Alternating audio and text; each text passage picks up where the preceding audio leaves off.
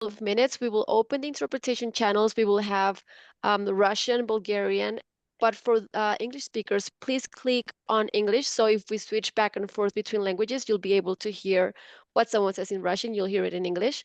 Once the channels are open at the bottom of your screen, you're going to see a globe on Zoom. Click on it, and once you click on that globe, you'll be able to choose the language of preference, English, Russian, Bulgarian.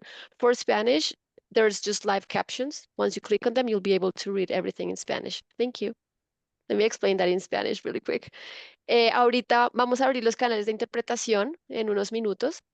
Una vez se abra el canal de interpretación, en la parte inferior de la pantalla de Zoom van a ver un globo. Por favor, den clic en este globo y al dar clic ahí, eligen el idioma de preferencia en el que deseen escuchar las presentaciones, inglés, ruso, búlgaro. Para español no habrá interpretación simultánea, pero sí habrán subtítulos en vivo. En un momento, si dan clic en la parte inferior de la pantalla, van a ver subtítulos, dan clic ahí.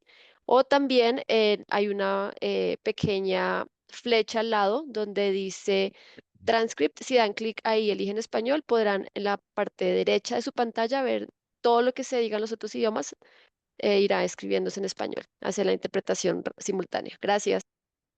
Уважаемые коллеги, буквально через минутку мы запустим синхронный перевод. Я дам краткую инструкцию, как это будет делаться.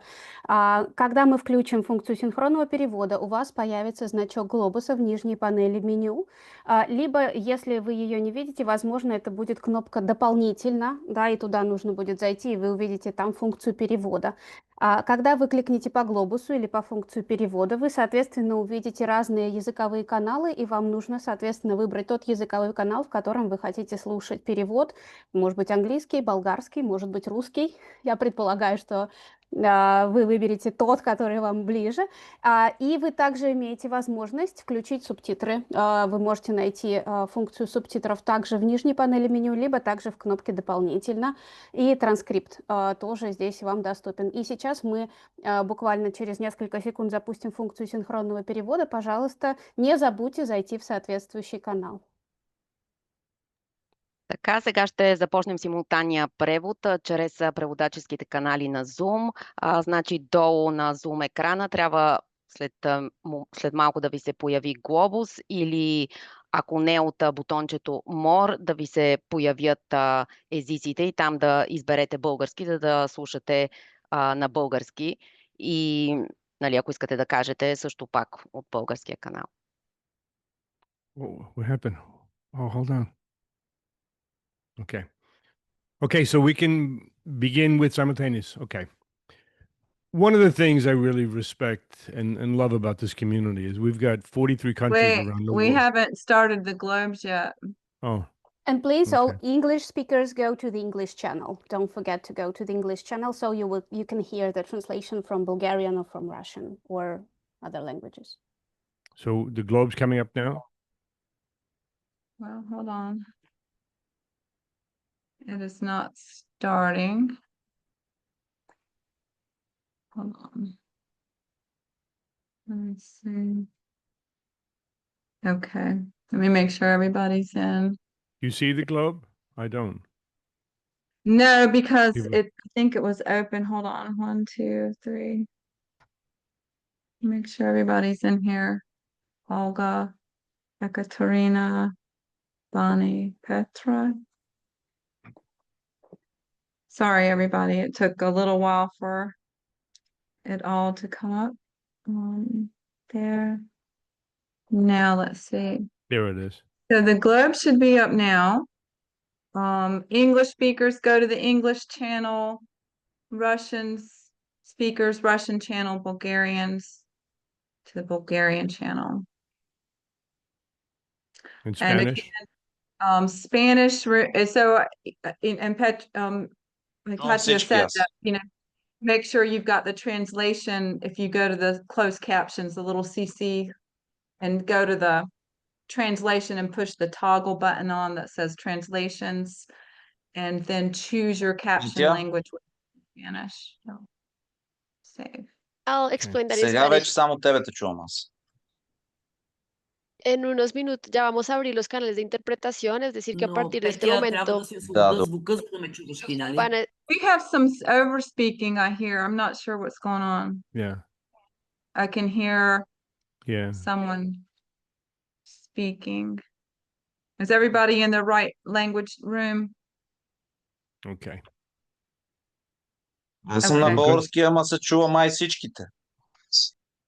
Ivan, I can It's Ivan. hear you. Yeah. Yeah, Yvonne, I can hear you, Yvonne.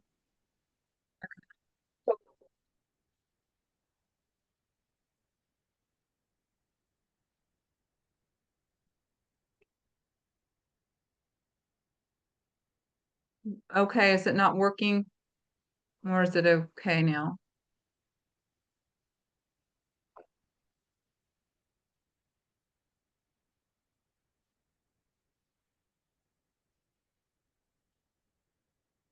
Okay. Okay.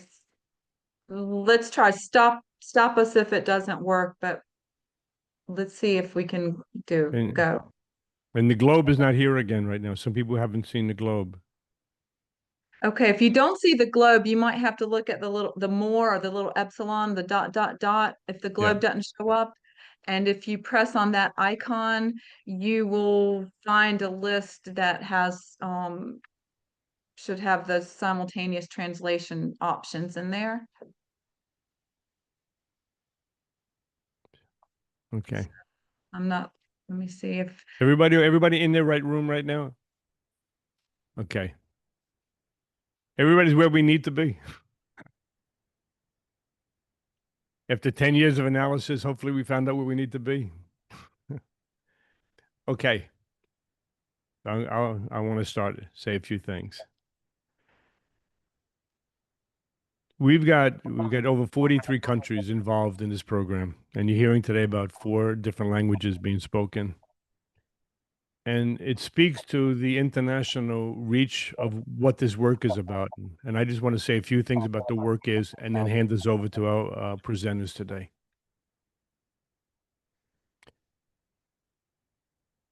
A game we played growing up in Brooklyn, which I think in many ways anticipated adulthood, was we would often find a yard, if you could find a yard anywhere, and we would put a box over our heads and walk around and bouncing into people, bouncing into walls.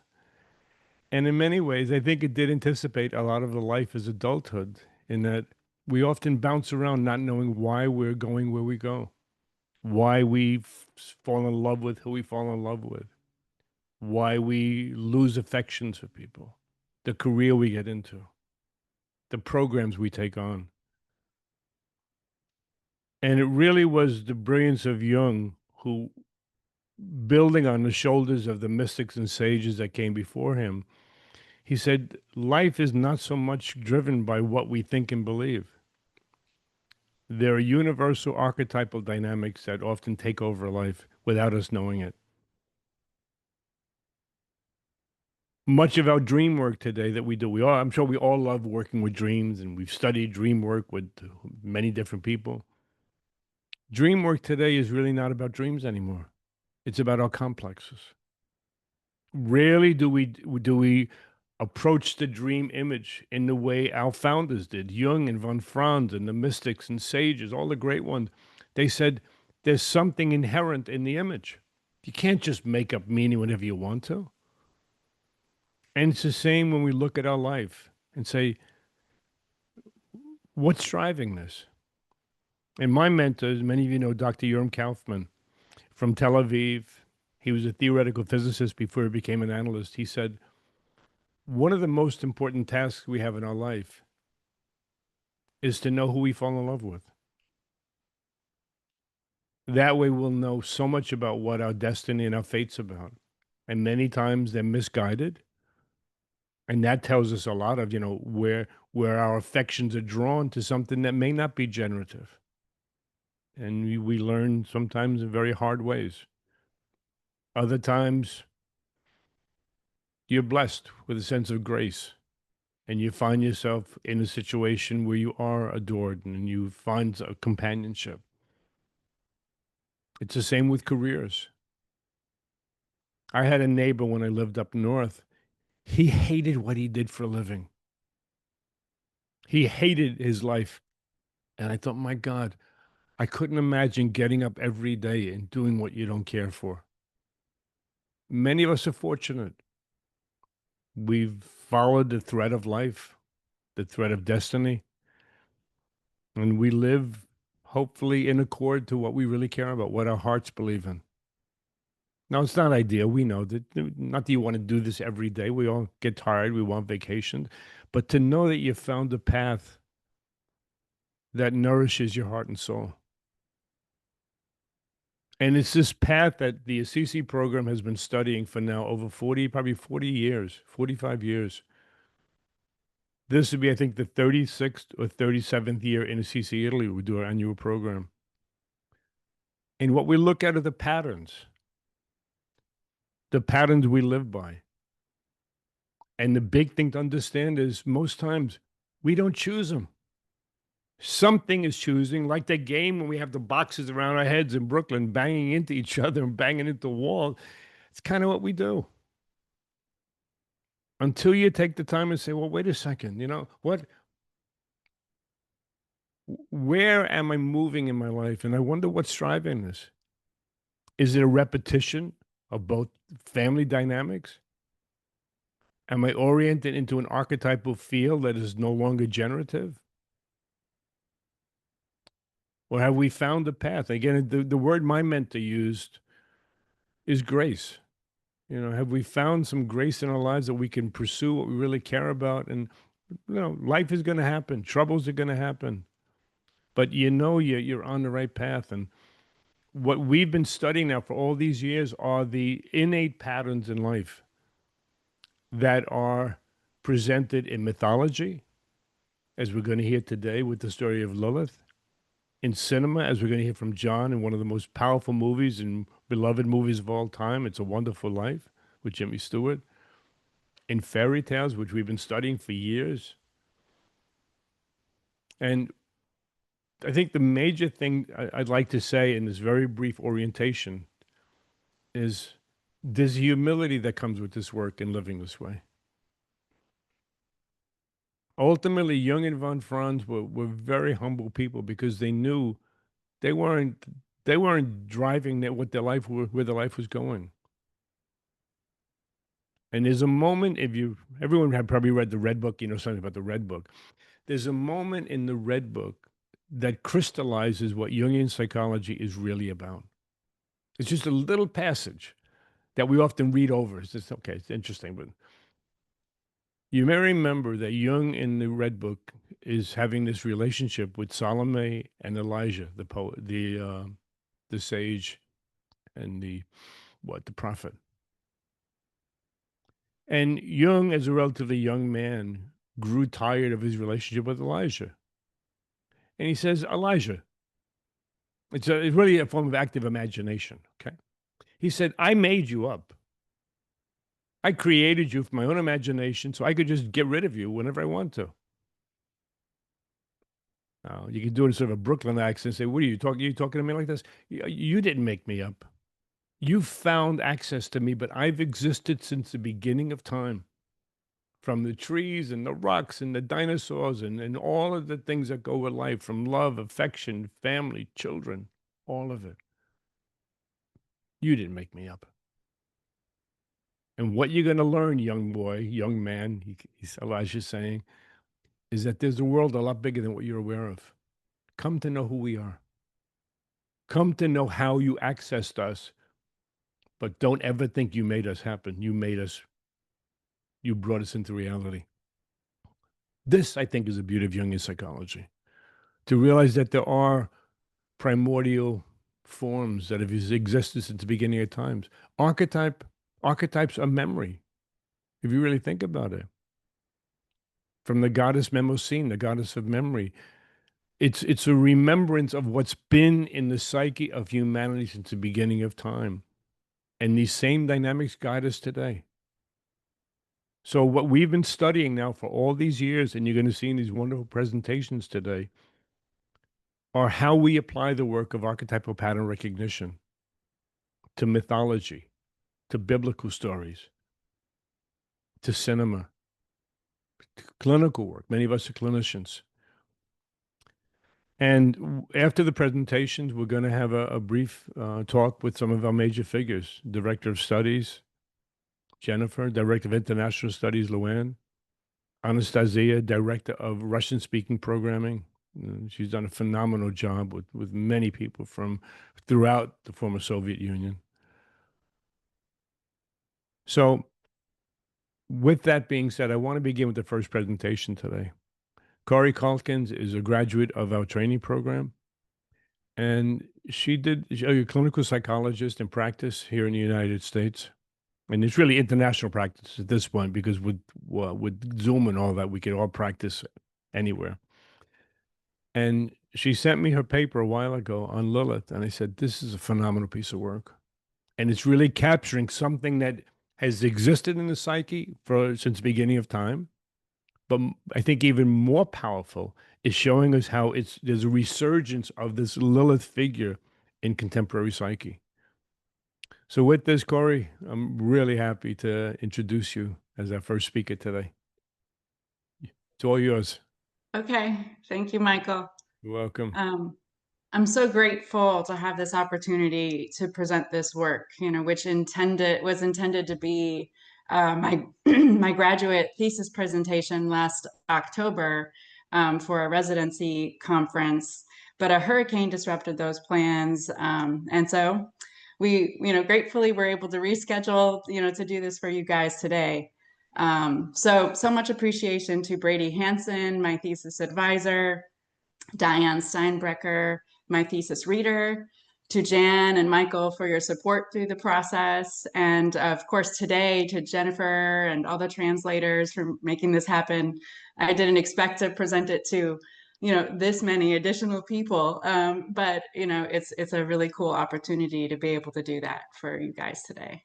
And with that, I want to just give a little disclaimer that this presentation examines archetypal material that includes religious narratives, symbolic imagery, and historical references to demonology. And while approached here from a scholarly and psychological perspective, some of the content might challenge certain faith traditions, and portions may depict imagery that some people might find unsettling. So let me share with you my presentation.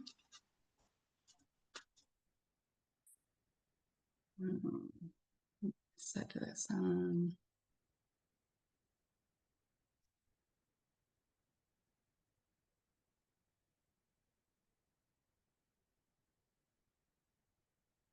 Okay, hopefully everyone can see that. And just before I begin, I want to brag a little bit that artwork you see there was created by my daughter Elena last year when I was working on this. And obviously, when you're in the throes of an archetype, you're talking about it a lot.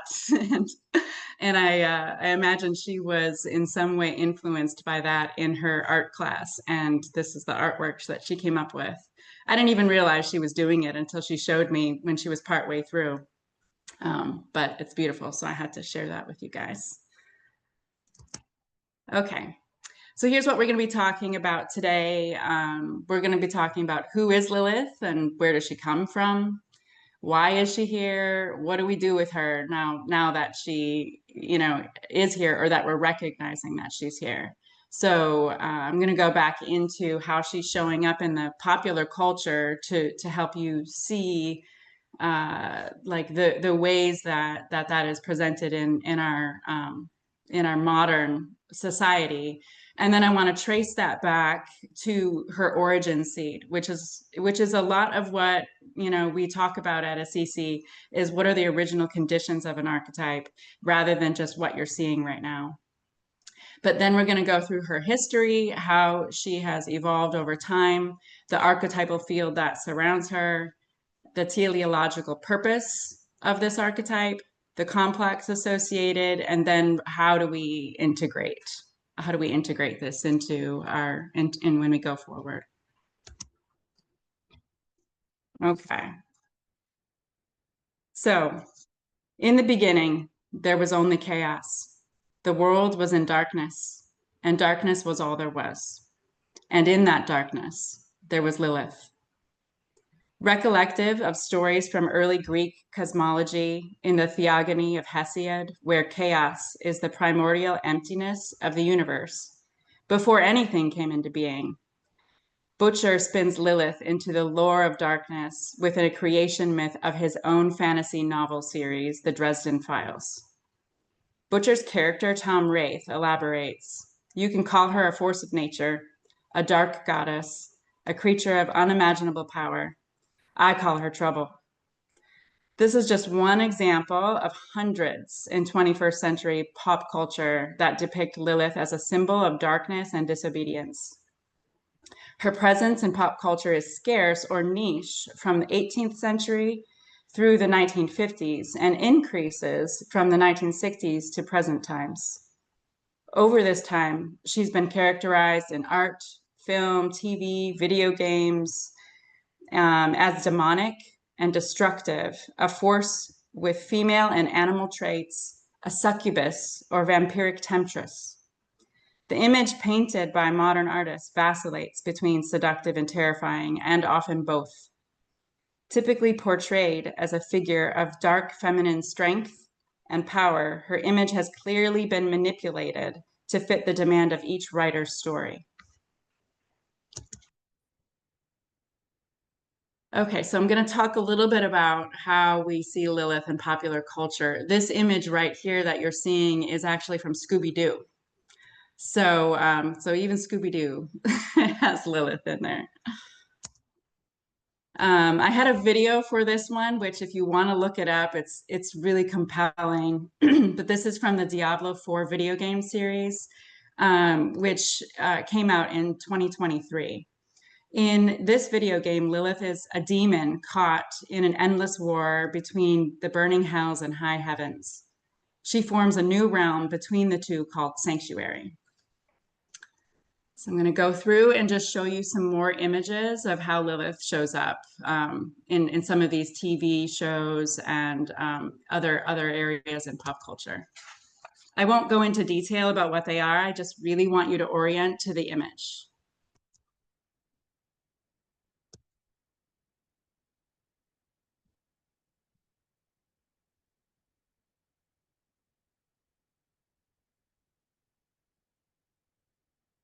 This one's from Marvel Comics, I believe.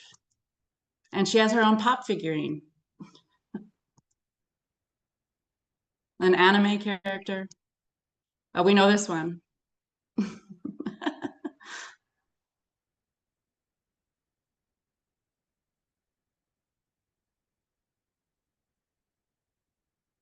Okay.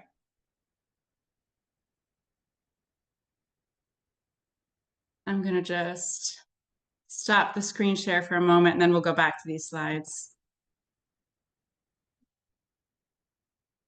The field that is uniquely Lilith among all dark feminine archetypes has been threaded from her origins in ancient Mesopotamian mythology through her portrayal in Jewish folklore and later into modern culture. This thesis will examine the strength of Lilith's archetypal presence in popular and religious beliefs, and particularly her symbolic exhumation from the collective unconscious into our modern world. Exhumation being unearthed from the ground, most pronounced in recent decades.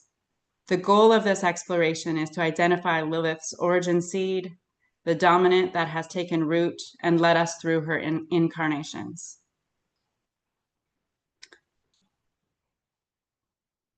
Lilith will be discussed as a dark feminine archetype of disruption, disillusion, and death. This energetic field ought to be utterly fearful, and yet we can't resist her. She has penetrated the fantasy worlds of adolescents and adults across the globe, and I propose our children's dream worlds as well. Because the likely seed of this archetype is so deep, what humanity has come to call Lilith has been an evident object for projection. Even as an archetype of the dark, powerful feminine, it's tempting to allow her to carry the projection of our personal and collective conflicts between good and evil, and the masculine and the feminine. Through this analysis, I've dismissed the concepts of Lilith as a negative anima of men, the anima of Satan, or simply an archetypal symbol of the feminine strength and disobedience, as each are entirely reductionistic. I will compare and contrast Lilith with other archetypes of the dark feminine and argue that she is something else of her own. There is one idea I've encountered that's worthy of further consideration, and I do believe brings us back to the elements of her origin story, that Lilith is the shadow of the Great Mother or Mother Goddess. I will discuss this thoughtfully, as there is danger in viewing a feminine archetype too simply as female, or even feminine traits as related specifically to women.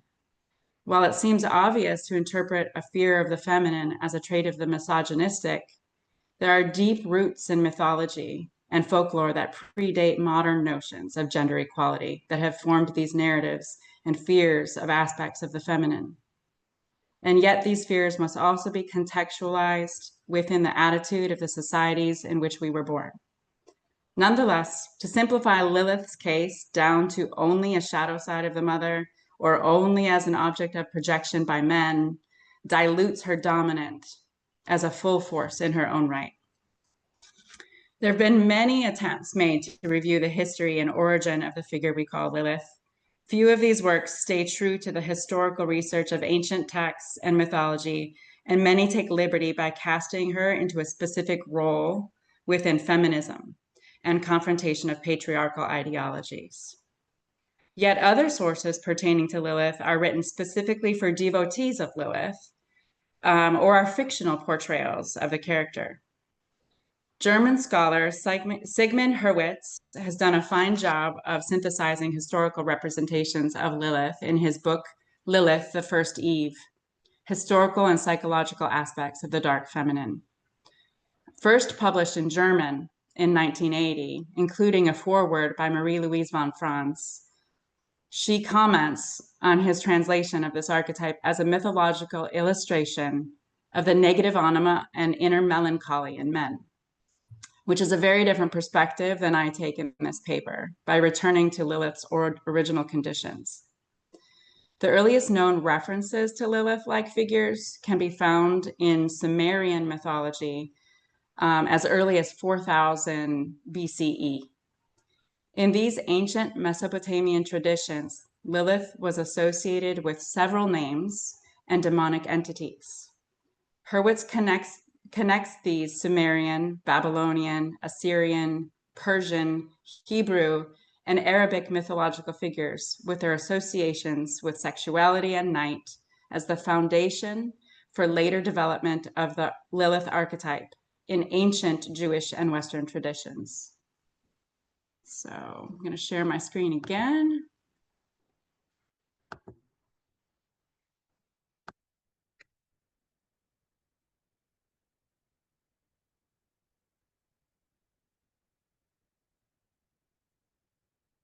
Okay. One of the earliest known names for this figure was Lilith from 4000 to 3500 BCE. Lilith, who's described as a demon or wind-like spirit in a female form, was believed to prey on women and children, particularly during childbirth and sleep. Then we move from 3500 to 3000 BCE. R.Lily is another name used to refer to this figure. It translates to Maiden of the Night Demons. R.Lily was depicted as a seductress who would appear to men in their dreams and draw the life force from them. From 2600 to 1700 BCE, within the Gilgamesh epic, we find the Sumerian myth of the Hulupu tree, where the goddess Inanna plants a tree in her sacred garden, intending to use its wood to craft a throne and a bed. The tree becomes infested with a serpent, a zoo bird, and Lilith, a female demon. Inanna calls upon Gilgamesh for help, who drives away the serpent and the bird, causing Lilith to flee to the wilderness. With the tree freed from these intruders, Inanna can then use its wood. There's an additional vague mention of Lilith too in association with Inanna related to the Hulaputri. In 2500 to 2000 BCE, the Labartu was a female demon in Babylonian mythology, closely associated with the Lilitu. She was believed to torment pregnant women and newborn infants and was often represented with the body of a woman and the head of a lion or a bird. Lamashtu, in 2500-2000 BCE, emerged as a prominent female demon in Babylonian and Assyrian mythology during the Old Babylonian and Kassite periods of Mesopotamian history. Lamashtu is thought of as a particularly vicious and dangerous female demon associated with infant mortality, miscarriage, and the deaths of mothers and children.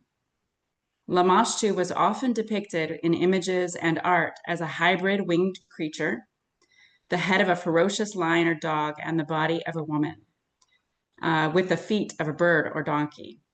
This monstrous liminal form underscored her status as a malevolent, wild, animalistic demon existing on the boundaries of human and divine realms. Then we go to 400 BCE to 500 CE, Common Era. Lamia is referenced in Greek literature, described as a child-devouring monster, or in one story, a beautiful queen whose children are killed out of jealousy and grief.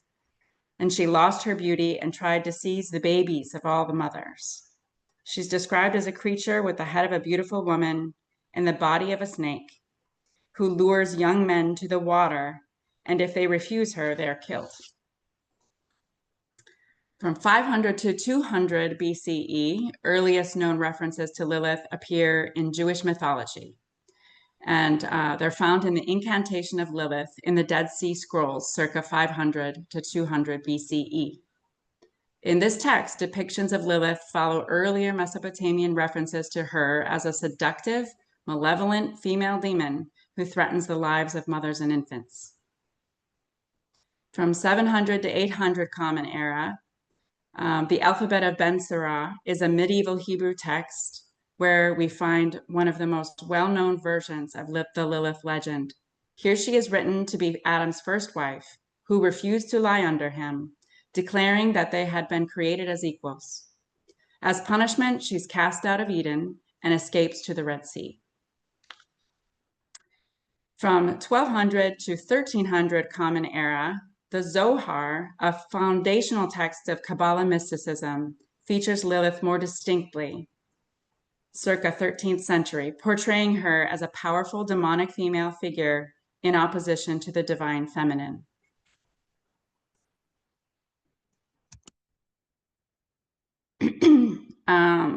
This is an AI-generated image that I created, but I didn't obviously create the image, the AI did, but it's created from using only text from the Zohar describing Lilith.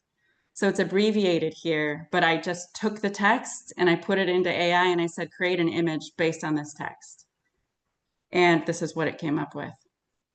She adorns herself with many ornaments like a despicable harlot and takes up her position at the crossroads to seduce the sons of man. She stands before him, clothed in garments of flaming fire, inspiring terror and making body and soul tremble. Full of frightening eyes, in her hand, a drawn sword, dripping bitter drops, and she kills that fool that cast him into hell. I'm going to go through now quite quickly, but I want to show you some images from, from the history of Lilith, how she's shown up in history. We looked at pop culture, and now these are going to be images that are associated with her from history. Corey, could I ask you to slow down a little bit for the translator? Yeah, absolutely. Thank you. This is a terracotta relief, supposedly from Babylonia. And it's unclear whether this is a representation of Lilith or Sumerian Ereshkigal or her sister Inanna. It's also referred to as Queen of the Night. but you can see the animal features, why it was associated with Lilith. This is an image from the Ripley scroll, which honestly, this is a rabbit hole that if someone wants to dive down and learn more about, it seemed fascinating. But this was dated back to 15th century, attributed to George Ripley. And Lilith is shown, you can't see it very clearly, but at the top, upside down in the tree of knowledge. The symbolism here is considered to be the journey of self-transformation as you ascend the tree of knowledge. And she's positioned as a threshold figure or guardian halfway up. Is that a symbolic test or challenge, of this archetypal field during the ascent to the Philosopher's Stone? And here we have a more traditional image of Lilith that we might be more more familiar with. This is Lilith as a seductress. You can see, the face of a woman, tail of a serpent, entwined around the tree of knowledge between Adam and Eve. It shares some of the features we discussed of Greek mythological Lamia and European folklore Melusina. Another similar image between Adam and Eve. She's whispering words of seduction to Eve here. Other famous artwork regarding the temptation.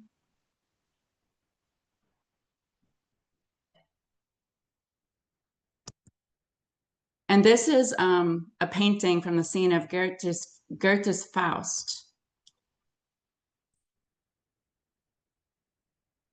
Adam's wife is first, beware of her. Her beauty's one boast is her dangerous hair. When Lilith winds it tight around young men, she doesn't soon let go of them again. This is a silver amulet from Kurdistan. These types of protective objects were used to prevent Lilith from harming infants or mothers during childbirth. On this one, the name Lilith is written on the amulet, along with names of other protective angels.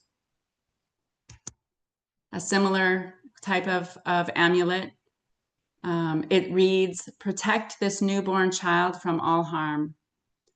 And on either side of her are the names Adam, Eve, patriarchs and matriarchs, and above are the initial letters of a passage, a biblical passage. Here's another artwork that is familiar in association with Lilith. This is an image of Lilith from Dante Gabriel Rossetti from the Romantic period, based on a passage written. Lady Lilith represents a modern Lilith combing out her abundant golden hair, gazing on herself in the glass with that self-absorption by whose strange fascination such natures draw others within her own circle.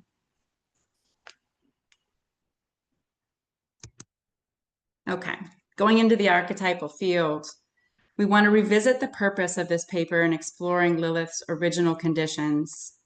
The likely origin nature of Lilith is demonic, part woman, part animal. The stories of Lilitu, Ardat Lili, and Lamashtu are told from the belief that demons such as this could enter the minds of men as they slept, possibly for fear that she could kill them or seduce them away from their duties as providers, and that she might kill the mothers, infants, or children in their sleep, sucking their blood, removing their life force. In further pattern analysis of this archetype, let us identify the dominant of a demon in general. While the Greek philosopher Socrates referred to a daimon as a spirit that inspired him to seek and speak the truth, generally the term demon is applied to malevolent spirits or forces of the supernatural realm which would cause mischief, misfortune, or evil.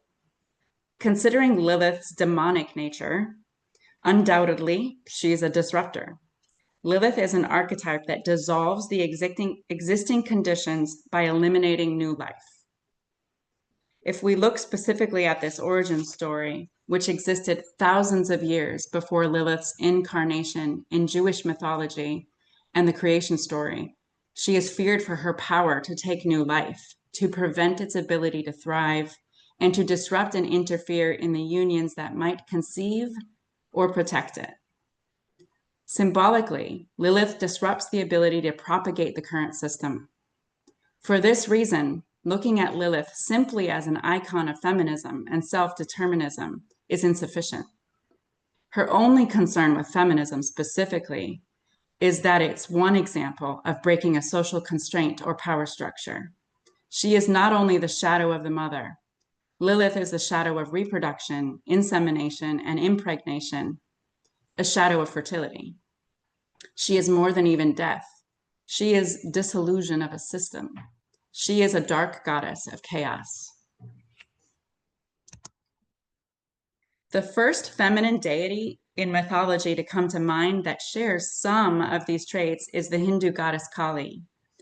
She's one of the closest I find to the nature of Lilith's dominant of death and destruction. Kali is a representation of destruction as a necessary part of the cycle of time and existence. In contrast with Lilith, Kali is revered as a motherly figure who brings both life and death. And notably, Lilith's origin story follows a thread that has evolved over thousands of years, while other dark feminine goddesses come from well-established cultural beliefs and mythology the mythology surrounding them remains consistent. A compelling consideration from European medieval folklore, specifically from French and German legend, is Melusina. Often depicted as a beautiful woman who transforms temporarily into a serpent or maiden-like creature, usually from the waist down, she's thought to be a temptress who evokes sensual or nonsensical visions in men. She's a female spirit connected to all spheres, earth, heaven, and water. She walks between worlds. The seductive nature of the Mesopotamian Lilitu and her nocturnal activities echo the later myths of Lilith and enchanting presence of Melusina. The hybrid of the animal features with a woman's body are also shared by both Melusina and Lamashtu. While Melusina and Lilith share themes of dual nature, autonomy, and connections to the natural and supernatural world, they arise from different cultural contexts and serve distinct symbolic purposes. Similarly, Lilith stands alone in these features when compared to other dark feminine archetypes, such as a witch, a sorceress, the siren, and the succubus. Each of these figures shares shadowy aspects with Lilith, and yet they are different in various ways, sometimes still part of society, even if outcast. They can be motivated by power, self-interest, or parasitic need. The concept of the succubus comes from medieval European folklore and Christian demonology. Interestingly, the term succubus derives from the Latin word succubar, meaning to lie beneath, which we know Lilith refused to do. While the demonic succubus drained the life force of men for its own parasitic benefit, I suggest that Lilith's purpose in tempting men appears to originally be meant to interfere with procreation. Beyond her supernatural nature, the images associated with Lilith, as they have evolved over time, have a sense of divinity, far beyond these other magical creatures. Lilith is powerful, but not for her own specific inflation. As often seen in other feminine archetypes, her power is in the natural order. A trait of the archetypal dark feminine is wild. The dark feminine will strip the facade away.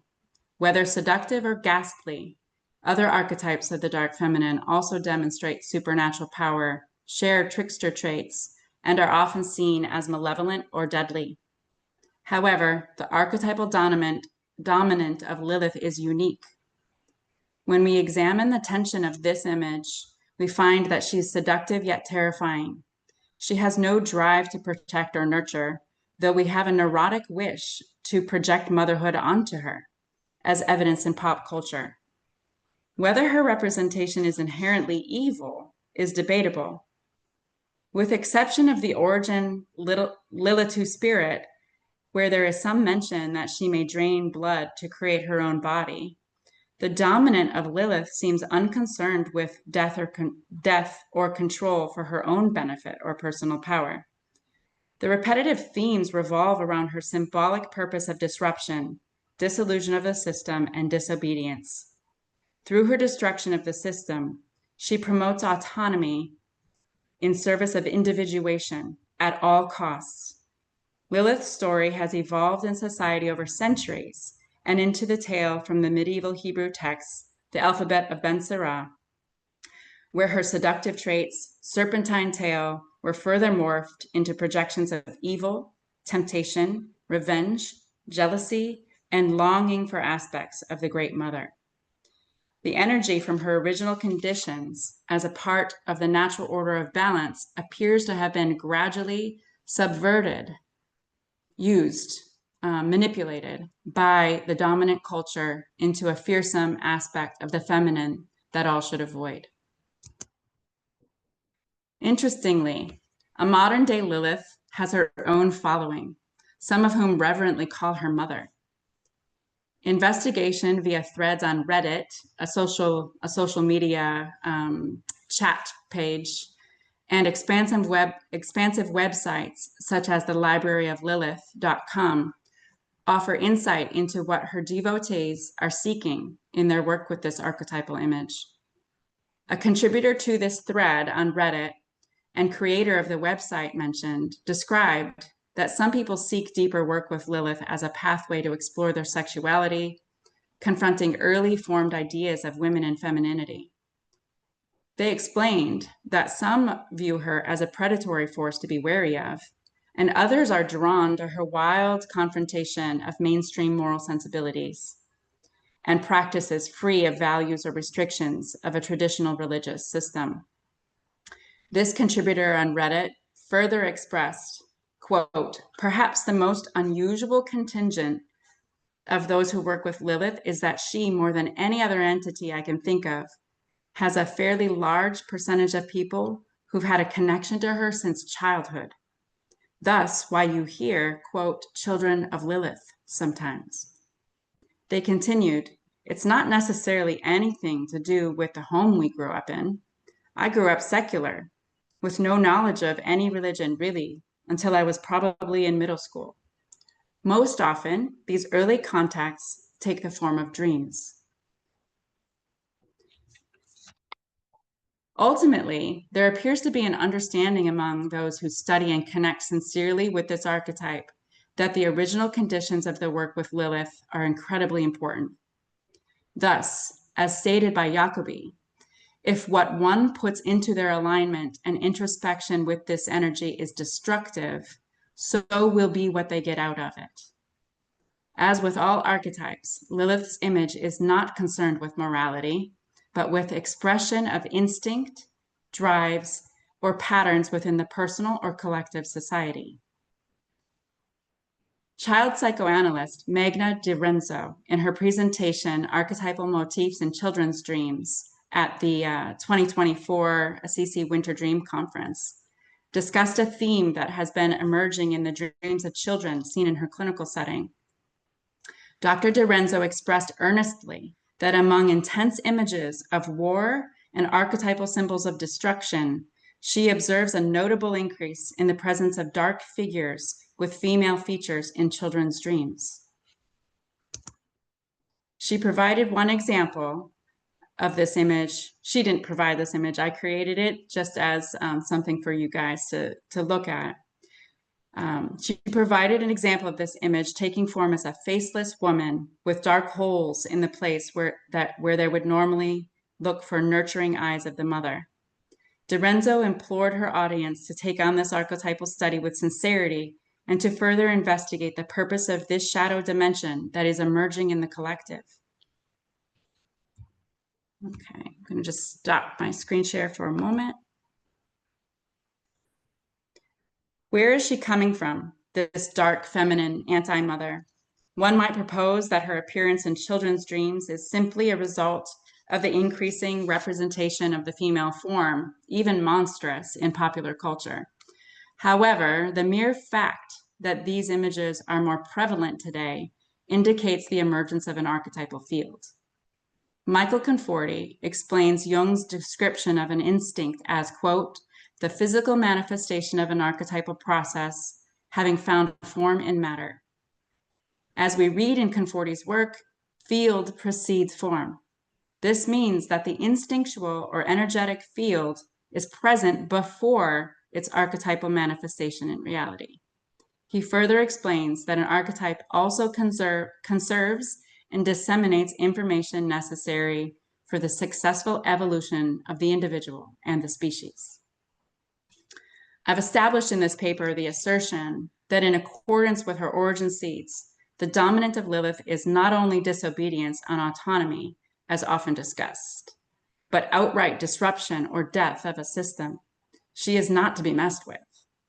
Should she choose to, she will take the life force from the fertile belly, from the new life. She will prevent reproduction of the species. She is anti-creation and also a catalyst for transformation. She is an agent of chaos. Any alignment with Lilith as a mother or any identification of oneself as her child would be incoherent with her etymology and is complex. Lilith is no mother. To over-identify with this energy would most certainly lead to symbolic destruction, which may ironically be an ultimate drive toward healing. Motives of personal power for personal gain, or even evil for a darker purpose, are not consistent with the dominant seed that is Lilith. She serves no one, but seems to embody a more natural, wild force. She is a trickster, a dark manifestation of the instinctual drive to shake ourselves free from complacency and conformity. Her energy compels us into disrupting the proliferation of established beliefs and values. The adaptive aspect of this instinct is that it serves the evolution of the individual and of the species. However, its shadow aspect suggests that an over-identification with chaos in a system could lead to alienation, anarchy, and annihilation. Conforti emphasizes the strength of, quote, an archetype's power to entrain or draw individuals and entire nations into its orbit. He describes that the archetype draws the trajectory of a system into a particular region through the creation of the attractor, being the complex. The complex is associated with the drives of an archetypal field, but as Conforti describes, it creates a convergence of many energetic potentialities into a singularity, leading to, quote, a highly patterned behavioral tendency, drawing to it one specific facet of the archetype. As our conscious minds become more entrained with the complex, our behavior becomes more constrained within the parameters of the complex, and the system becomes replicative and self-sustaining. We literally cannot see outside the box of the complex.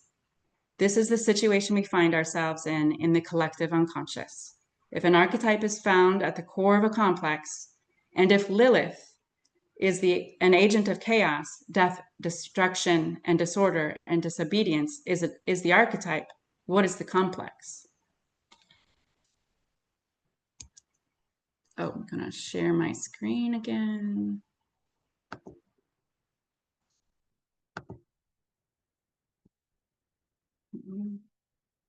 Just move forward from this one.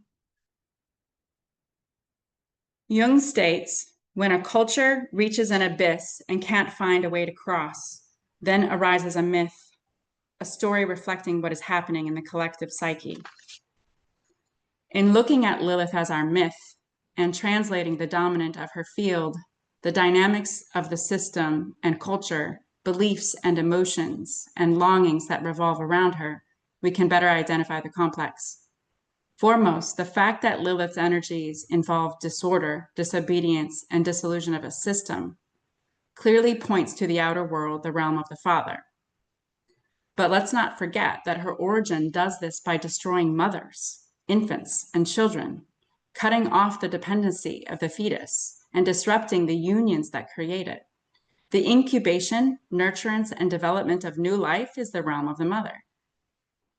Is Lilith associated with both the father and mother complexes, or possibly a conjunctio, the union of opposites, a conjunctio complex per se? At the personal level, what occurs in psychology of the individual and their inner and outer life will determine which aspects of this archetype they are most closely aligned with. However, all three of these complexes do appear to activate around this archetypal field. On a collective and cultural level, this is most certainly the case. Jung explains, archetypes by definition are factors and motifs that arrange the psychic elements into certain images characterized as archetypal, but in such a way that they can be recognized only from the effects they produce. The archetype did not ever come into the picture as a phenomenon of organic life, but entered the picture with life itself. The tension that exists around this archetype involves fear and helplessness at her disruption and destruction of a relied upon system and the disorder that remains in her wake. Her disobedience would evoke both empowerment of those who are expected to lie beneath and hatred by those who she defies. And yet she does all of this with a form that is both fearsome and seductive. Lilith entered the field of chaos and disorder in service of necessary transformation required for evolution. The study of physics shows us that the teleological aim of destabilization and disorder is to advance a system, creating a higher level of complexity. At the point of stagnation, chaos will enter a system. The energy can no longer move in one direction, dissipates, and requires a new trajectory. A dramatic shift is needed for survival. Preganine and Stengers explain the essential dance that occurs between order and disorder. Instability of the system is required for it to evolve and adapt. They propose that periods of cultural crisis and destabilization throughout history can be understood as being influenced by the same mechanisms that create spontaneous, newly organized structures in physics and chemistry, thus leading to new social and cultural systems. They suggest that chaos is a bridge between order and disorder. Chaos is necessary for change and transformation. To answer the question of Lilith's role and how to harness an energy that by nature can't be controlled, we're called to work within this chaos and integrate its shadow, both personally and collectively. As Jung would propose in a personal analysis of an individual, in pursuit of wholeness, one must work toward integration of the shadow. Integration of the shadow of chaos personally would involve recognizing and accepting the chaotic elements within oneself and society, transforming them into constructive forces.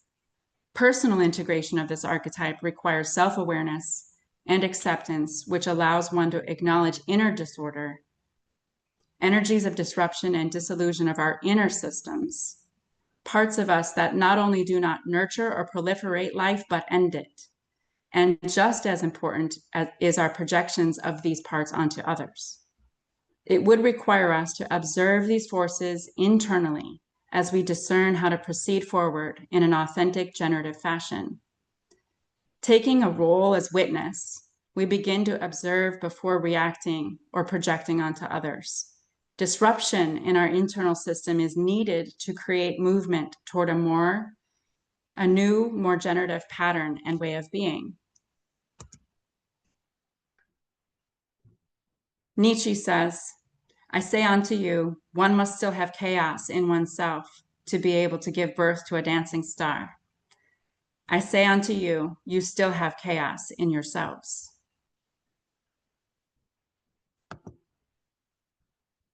Due to the current state of our world, it's prudent to consider how we translate and understand this archetype and integrate its shadow on a collective level. To work with shadow material, it must be made conscious. Much is happening in our world that is unearthing energies we have managed to keep out of our awareness, but yet have been influencing our society unconsciously. In his essay, Wrestling with Our Angels, Donald Kalshed elaborates on Jung's concept of conjunctio oppositorum in What Gives Life Meaning. Kalshed describes alchemically a democracy of the psyche, where the struggle between two opposites is broken down within the transformational container of democracy, a way of opening the heart and increasing the light of consciousness. He further discusses the manner in which a system takes over an individual. Quote, an autocratic and tyrannical psychology is the result. Instead of representation governance, we have a dictatorship of the angels, a tyranny of extremes, a system that thrives only by excluding, killing, or encapsulating parts of the self that are perceived as a threat. In order to heal, these parts of the psyche must be reintegrated, a concept he describes as re-democratizing the psyche. This is what will be required by our collective society to move through the chaos we find ourselves in to reach a point of reorganization and rebirth. On a personal level, individuals need to develop self-awareness and reflection on these processes. Culturally as well, we need an approach that involves innovative thinking, deep societal reflection on the opposing forces at play, and strategic action. In his chapter essay on in the same compilation, Jerome Bernstein states, quote, this is crucially important if our species is to survive the 22nd century. The current period, which follows 5 previous great extinctions, is sometimes referred to as the 6th extinction. This study began with a curiosity around a figure who seemed all but forgotten in both modern and Jewish and Christian religious text, religious education and discussion, and yet her image is incredibly salient in pop culture, media, film, and gaming circles. Thus, the exhumation of Lilith implies that despite any intention to bury her through recent centuries, we have collectively unearthed her representation and pulled her prominently into our consciousness in both our inner and outer worlds. This has happened for a reason. Chaos is both destructive in nature and necessary for the cycle of creation and renewal. Lilith, as an archetypal agent of chaos, embodies this duality. She is nocturnal and wild, an element of the unconscious. She disrupts established order and proliferation of a system. Whether we have knowingly summoned her or not, she's here. She's where we work, where we play, and where we dream. In his 1969 work, Depth Psychology and a New Ethic, Neumann discusses in his conclusion the role of the unknown aspects of the personality in the shadow and Jung's exploration of this throughout his work. Neumann writes about the rift in the psychic system. Quote, the split personality identifies itself with the powers of light, but leaves the powers of darkness, the shadow side, in projected form, and then experiences and combats them in the shape of the evil out there. Jung asserted that if we don't identify the generative nature of this archetype, we will experience it through the shadow.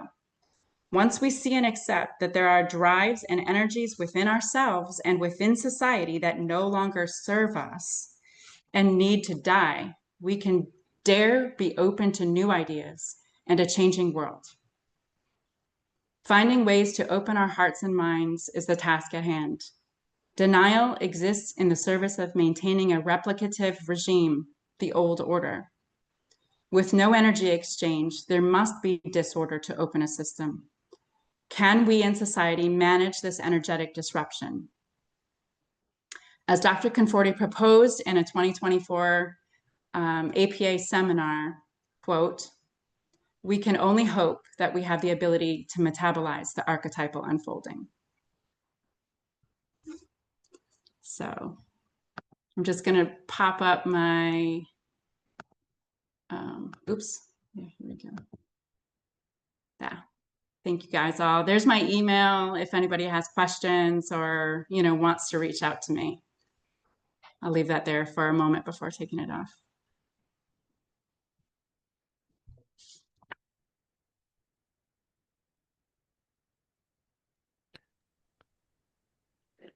Corey, it's a brilliant piece of work, you know, Thanks. on many levels. And I was thinking that humanity has survived because of our understanding of the natural world. You know, we find out what's there. You know, with the quicksand, be careful. With the water's too deep, be careful. And the temperature changes and all the factors that exist that affect survival. And we've done relatively well in the outer world. What you brought back today was, I think, what I feel is the essence of what Jung and von Franz and the greats brought to the world, which is, you know what? The outer world, we learn a lot. What have we learned about the inner world? These figures that will shape our life, that do shape our life all the time. And even those figures, like you've said so beautifully today, Lilith that has been exiled, she ain't going nowhere. She's coming back to affect us, and her presence is seen in so many ways from the beginning of time to contemporary culture. And I think that's what I have always felt is the brilliance of Jung's work and von Franz, to say these are these ontological dynamics that will affect us regardless. And you did just a really wonderful job again, helping us see that here's one aspect of the psyche that's alive and well, and even though it's been darkened and made into something terrible, we want to see it as something dark and terrible. She's not. She liberates. So on behalf of the community, I really want to thank you for what you did with this. Congratulations. Thank you. Yeah. Congratulations. No, it was my pleasure. Yeah, it was a lot of fun. And one thing to say about these presentations today is that people go through the 2-year training program, and one requirement is that you do a thesis, anywhere from 15 to 20-page paper, and we have a whole thesis committee. Jan Brown is here somewhere today. There's Jan, who's the chair of the committee.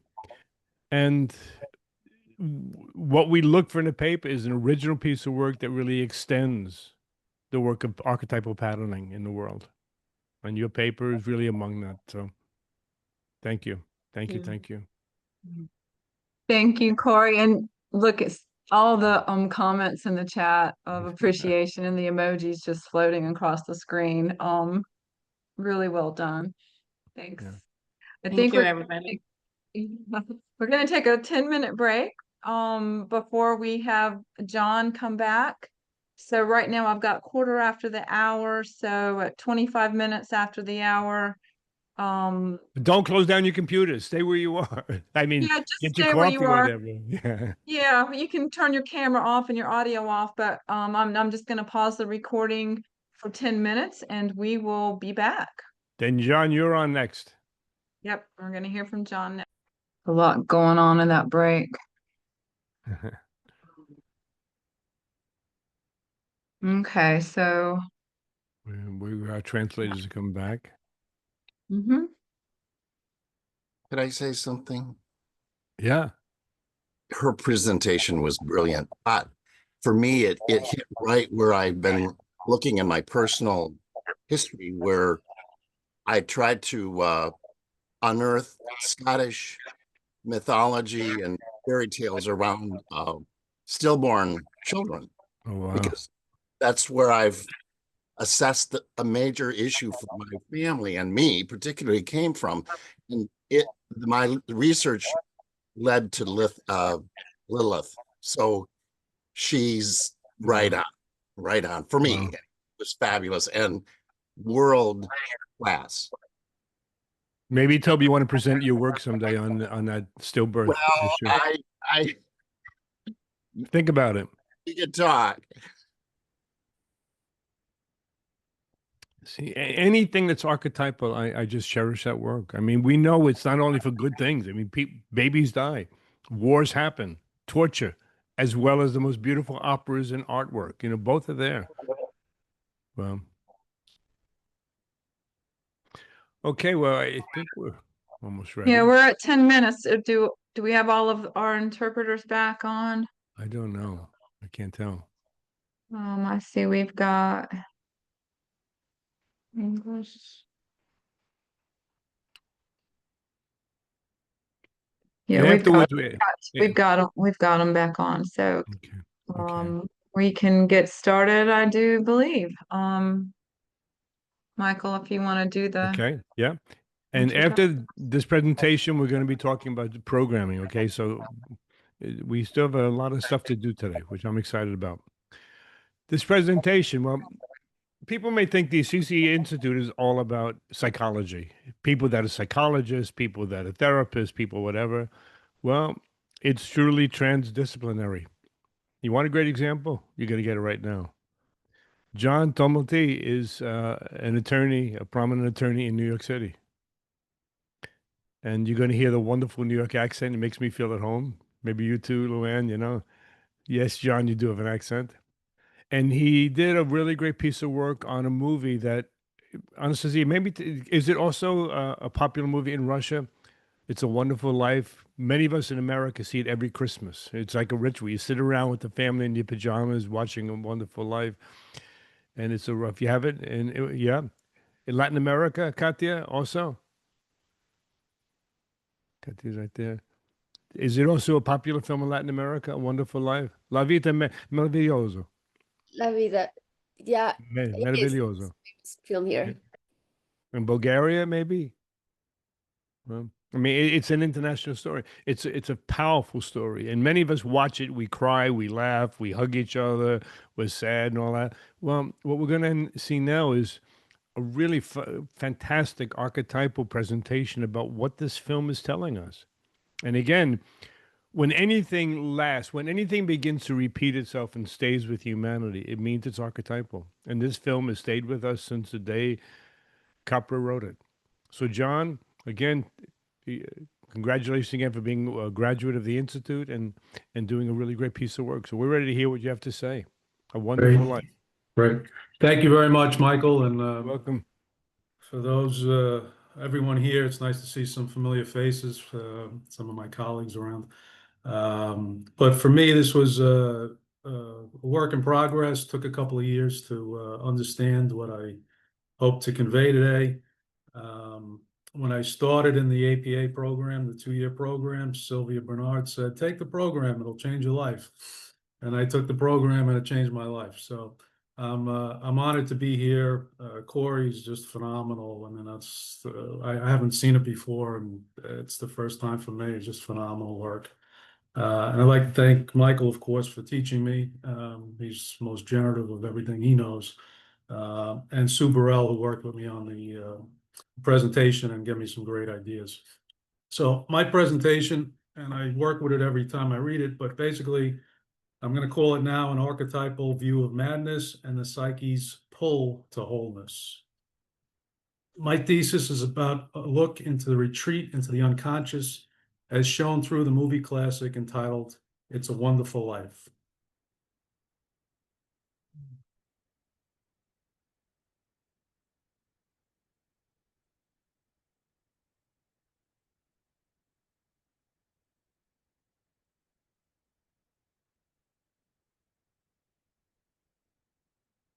He shows us through the orientation by an angel whose name is Clarence. Just get rid of this. That makes the difference between suicide and the integration of the personal shadow. This paper is a review of the movie's archetypal field, its presentation in the present, its probable past, and its future trajectory, depending on whether or not a major intervention occurs. The movie was originally released in December of 1946. The movie depicts the life of a man named George Bailey and covers the time period from when George was a boy of about 12 years old to a Christmas Eve in 1945, when he is a man of 40. It's at that time that George is on the verge of killing himself. The film was not intended as a psychological treatise, but it remarkably captures the voice of psyche in action. And as discussed here, I believe it shows how the psyche calls us all to wholeness. The climax occurs Christmas Eve, 1945, shortly after the end of World War II. The movie itself carefully avoids addressing the death, destruction, and atrocities that occurred during World War II, but these collective shadow elements are hidden just below the surface, just as George Bailey's personal shadow elements are hidden from consciousness. Due to life circumstances, George reaches a point of despair where he's about to jump off a bridge and kill himself. George's personal struggle here to burn away the veils of illusion and to find balance is illustrative of the world's struggle to do the same. The plot is about one man's personal shadow and its effect upon his life when the shadow elements are unprocessed and undigested. We see George caught in the possession of the archetype of the good son, the savior, and the disastrous effects this archetypal possession can have upon him and others when it is not integrated into consciousness. The movie's message is a cautionary tale for the individual and also the collective. When shadow elements go unrecognized and unaddressed, just as George reaches the point of madness trying to live out an archetypal possession, so too has the collective, mankind, which has just finished a world war of unspeakable horror, death, and brutality. The United States, where the movie is set, just unleashed the most destructive power ever known on Earth, the atomic bomb. Just as George is possessed by the good son, savior archetype, so too is the world also emerging from an archetypal possession which led to war and destruction, with the numbers of those killed in this war previously unimaginable. As the movie shows us, George, who has arguably gone mad, so too the world has just ended a bout of madness. The movie is a journey to save George, which can only take place through the incorporation of his shadow contents. The individual transformation needed is also a message to the collective as to whether the world will also be able to transform by incorporating its own shadow contents to reach the higher consciousness that will be needed to navigate the atomic age, where we now have the ability to destroy on a massive scale. The archetypal possession of George shown in the movie shows us how when we are under the spell of the possession, our choices become limited. These restrictions make our life difficult, and they can eventually make it unsustainable. The archetypal possession will control our expression and how ultimately it can lead to our annihilation. Trying to cope or make sense under the spell of a possession can quite literally bring us to the brink of madness. And when trapped in that madness, it can result in hurting ourselves through suicide or of hurting others through violence. George, as every man, as the hero, shows the untenable life of the unbalanced good son, savior, someone who is always sacrificing the self for the other. In this movie, George continually sacrifices to his family and his community, leading to an abandonment of the full self and injury to his soul. On the surface, George seems to have it all: good friends, a beautiful wife, 3 children, a home, and a job where he cares for the community. We are left to think in the movie, if someone like George can be taken to the brink of madness due to his shadow, then how great is this danger for the rest of us? Can good people suddenly go inexplicably mad? Can people who seem to have it all together just suddenly go and kill themselves? These possibilities are certainly disturbing. Looking from the outside, George is the perfect example of virtue. He has always been there for everyone. He was the person that went above and beyond to help. Then suddenly and inexplicably, he attempts to commit suicide. In our story, George literally goes from loving father to suicidal within a matter of hours.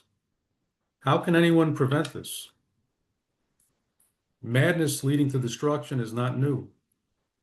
Suicide, when one is in an archetypal possession, reaches back through time. we find George in the prefigured field of the good son, Savior. The parameters of the field are fixed. Its expression is variable, but its trajectory is predictable. And that is exhaustion, depression, and in the extreme, death. The Savior trajectory ends in the sacrificer being sacrificed. How then can we help the Georges of the world, by the use of archetypal pattern analysis?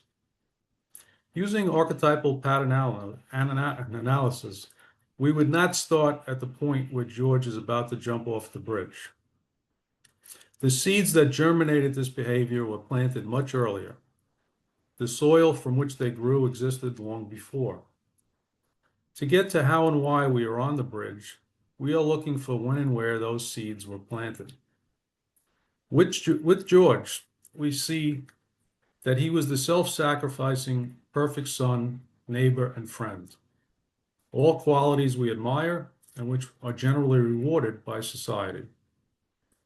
But underneath all of that self-sacrifice, we realize there are shadow contents shaping that behavior. And when unrecognized, those shadow contents are in full control of George's behavior.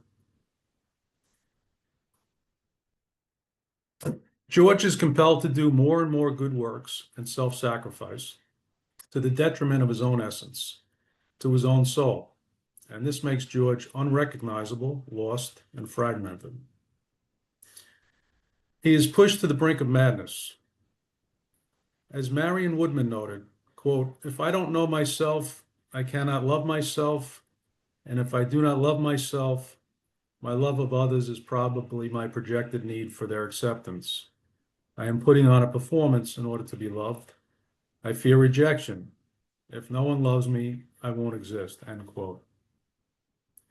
In finding patterns, we follow the natural world for its lessons as they correlate to psychic experience.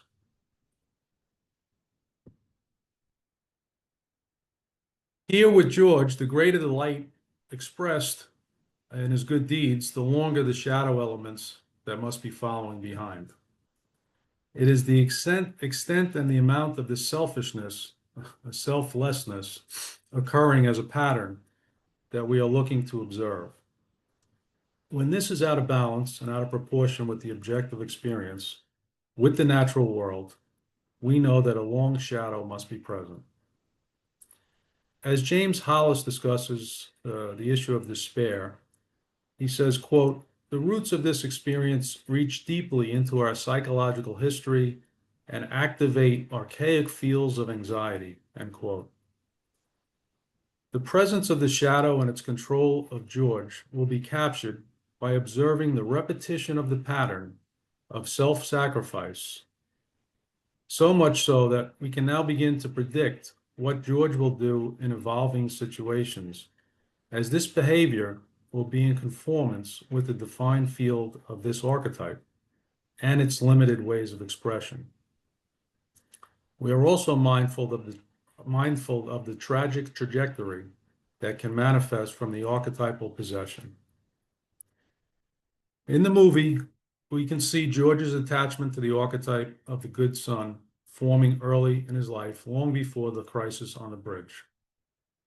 In the very first scene of the movie, from George's past, we see George suffer his initial wounding in saving his younger brother who had fallen through the ice while they were sledding.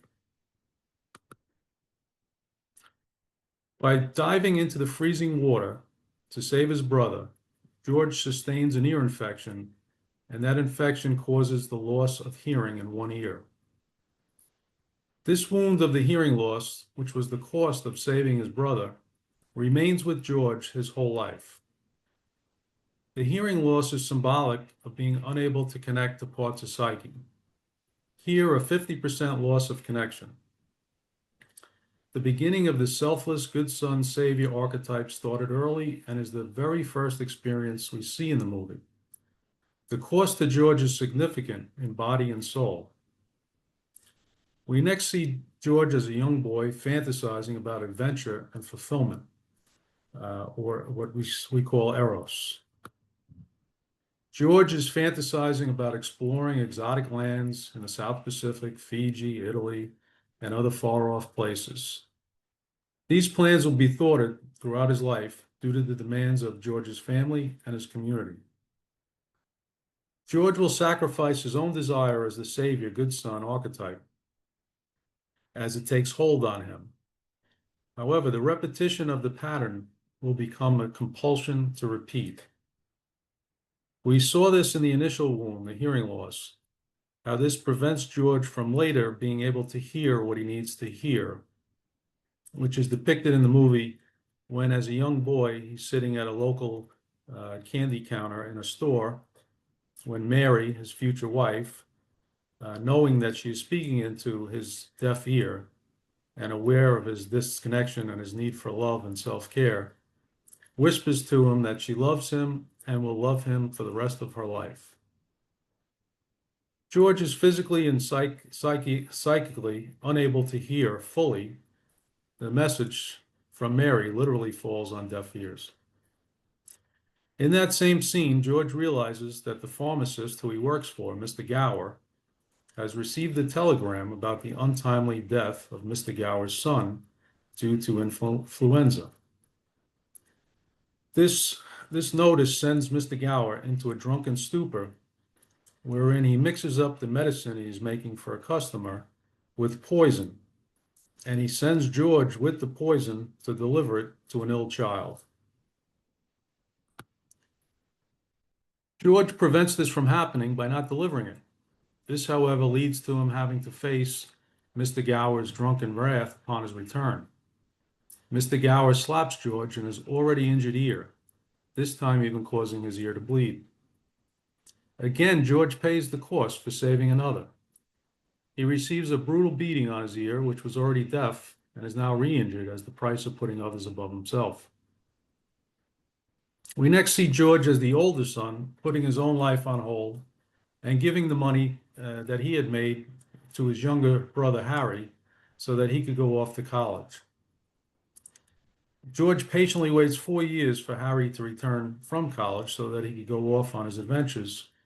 However, when Harry returns, this plan is thwarted again, and Harry comes back with a wife and is married, and he tells George that he will be taking a new job in a distant city so that George can no longer get away himself. So based on this, George sees no other course of action but to continue to put his own plans on hold and stay in the family business. We see the archetypal possession of the good son becoming more and more entrenched and more in control of George's behavior. We also notice the absence of any conscious recognition of the shadow, the disappointment of having his plans thwarted, or his anger at having to abandon his call to adventure, to have an unlived life, and to have to pick up the slack for everyone else. In a further disruption of his plans, George's father dies, and out of duty, George puts his dreams on hold to take care of the family business. George is surely the perfect son and a model of selflessness, sacrifice, and virtue. No shadow contents appear on the surface. The archetypal grip is becoming stronger and stronger. A more generative connection to the archetype would allow for more choice as to when and how to help others, while maintaining care for oneself and one's own needs. John, one thing, just slow down a little bit for the translators. Sure. Okay, thanks. And George also, no longer. I'm sorry, well, Michael interrupted you, but you're not changing the slides. If you don't want to do the slideshow, would you just stop the share, please? Or if you want to catch up your slides, because I know you had a lot of others. Thank you. Yeah, I'm sorry, Jennifer, I'm not on slide 7. No, it hasn't progressed. You'll have to change them because no one else is doing it for you. So if I thought they went sorry. automatically. Okay, sorry. Yeah, okay. That, well, just to let you know, we'd either like to just see you or to this if you want to do the slides, either way, whichever's more Gotcha. Okay. All right. Let's see. Okay, so this, just to catch up, this was where we were leaving World War II, what the world was looking like. We had created the atom bomb. George was relatively happy a few hours before, but went into a bout of madness thereafter. This was talking about where the sacrificer becomes the sacrificed. Talking about George's shadow in terms of the good deeds, but behind would be a longer shadow. This is where his brother fell through the ice in a sledding accident, and George loses his hearing going in to save him. This was George wishing for adventures. And this is where he was slapped by the pharmacist for not bringing the poison to the child. And this is George on the brink of madness, I believe. So I will hopefully pick up from here. Okay. So,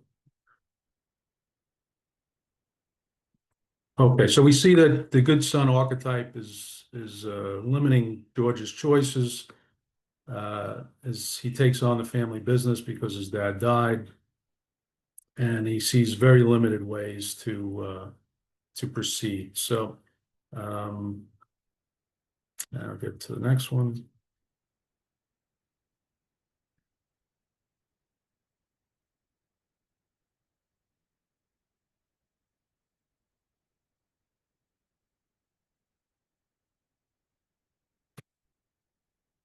So now we get to George's wedding day.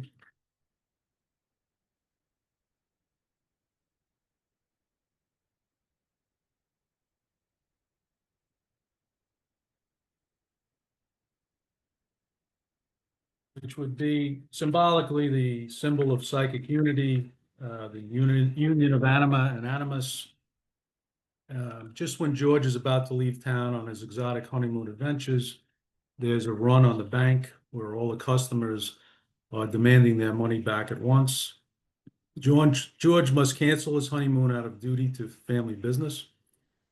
George sacrifices his honeymoon and its symbolic union of opposites and uses almost every last dollar, his psychic energy symbolically, and the source of his self-advancement to make sure that everyone else in town, that their bank accounts can be honored so that they do not lose 50% of their money, which is a deal that's being offered by the alternative banker of the town named Potter. This self-sacrifice leaves George almost completely depleted of his currency, both financially and psychically. This is a clear sign for an archetypal pattern analyst that George is severely out of balance. The good son archetype possession is exacting a high cost on George. In George's mind, this represents an almost complete psychic splitting. The shadow contents are completely in the dark and totally unmetabolized.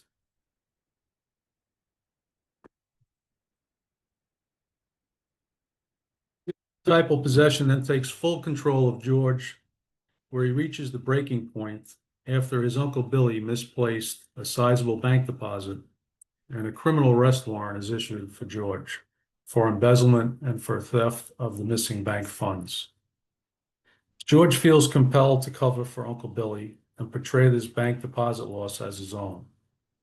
With the confrontation of reality with his idealized archetypal persona, George starts to crack. We see the normally good-natured George visibly stressed and preoccupied. He begins yelling at his kids, arguing with his wife, and with his daughter Zuzu's teacher on the phone. Starts throwing things and becomes oversensitive to the sound of piano playing in the home.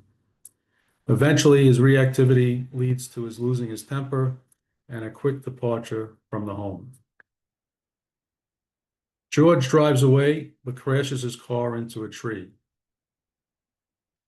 The car crash is a powerful symbol for George being off course and out of control, and his forward physical and psychic movement in the world is jarringly stopped dead by the tree.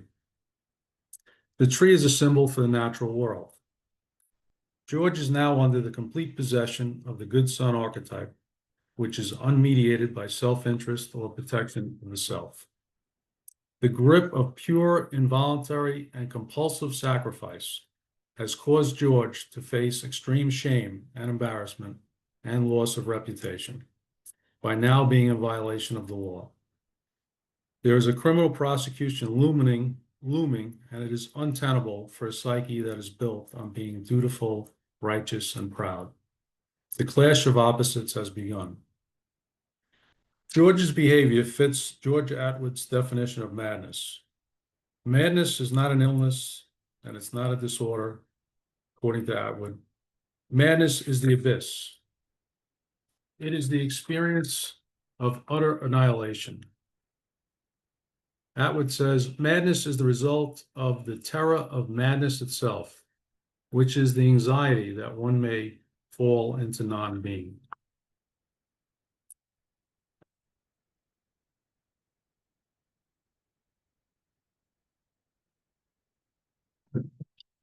We see George reach the point of despair where he believes all is lost. His usual defenses are down and his coping mechanisms are not working.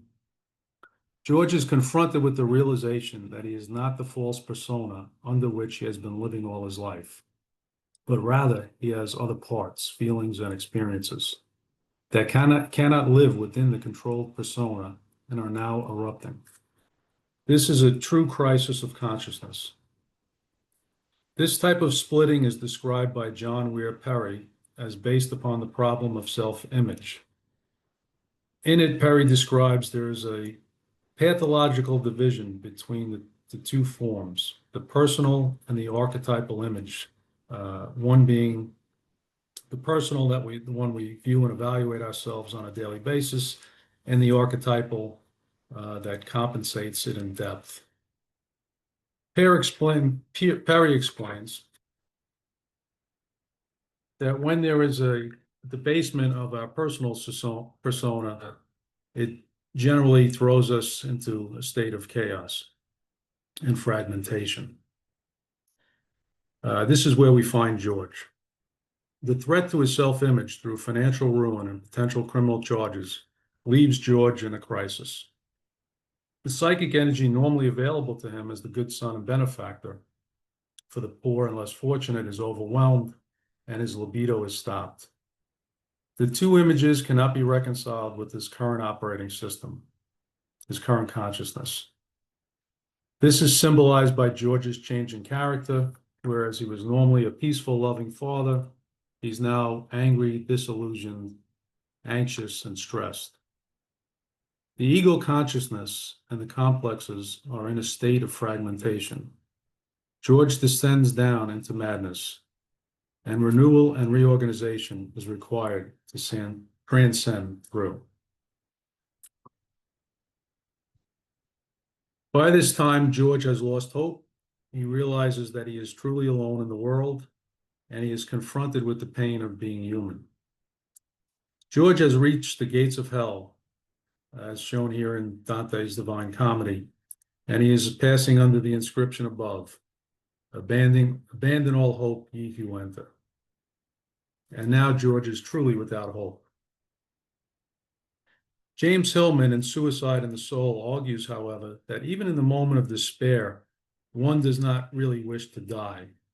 One wishes rather instantaneous transformation. That's James, that was referenced from James Hollis's book, Swamplands of the Soul.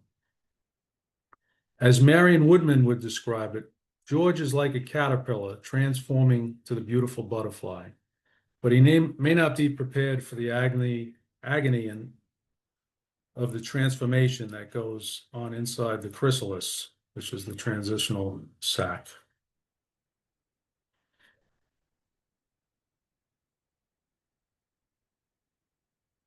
The clash of opposites has placed George inside the chrysalis at the middle of a bridge.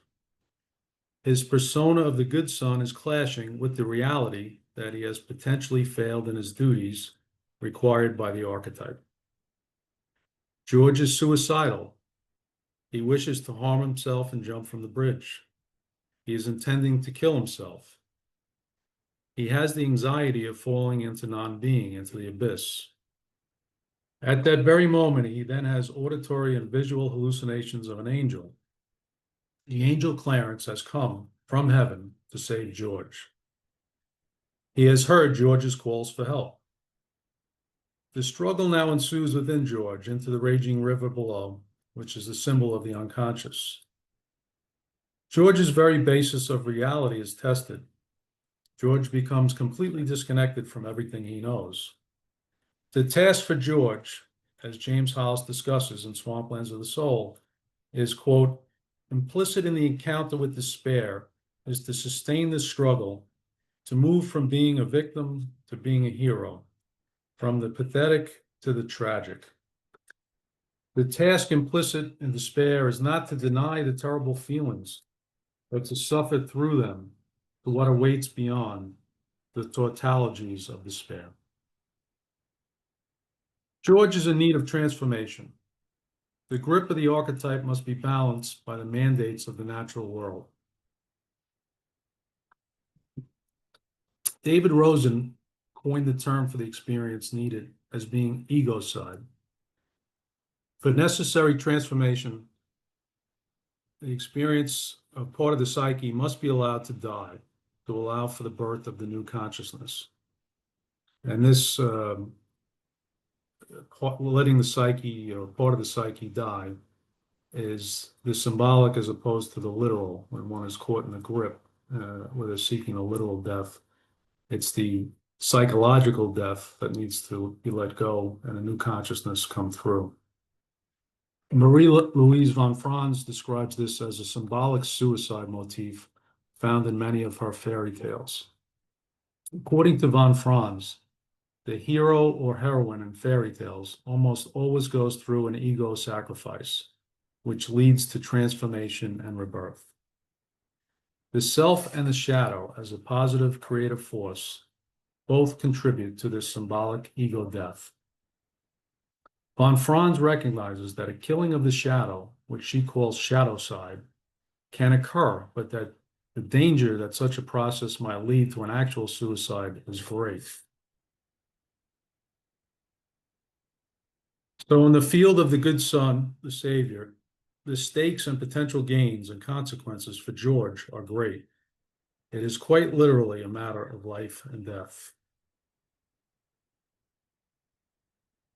At the climax, when George is on the bridge, he is between two consciousnesses.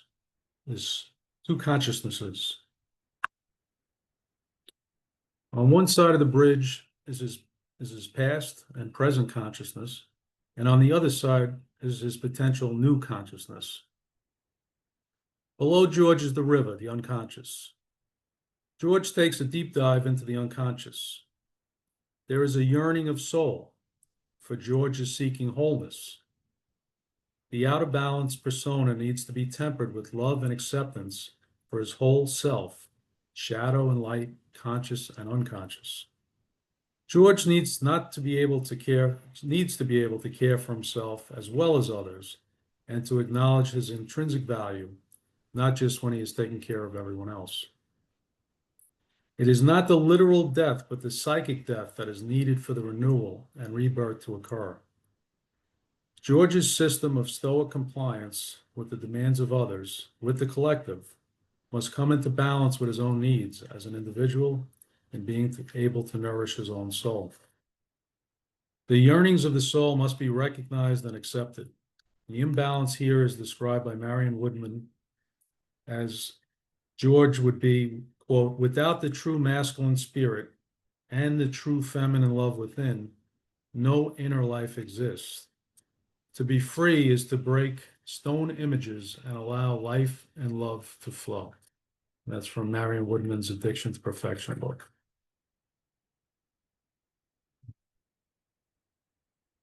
Hillman finds that a transformation is needed based upon a suicide impulse. He concludes that life as it presents itself must change. Something must give way. Having tried every twist and turn, I shall put an end to it here, as Hillman says, the person believes, in their own body.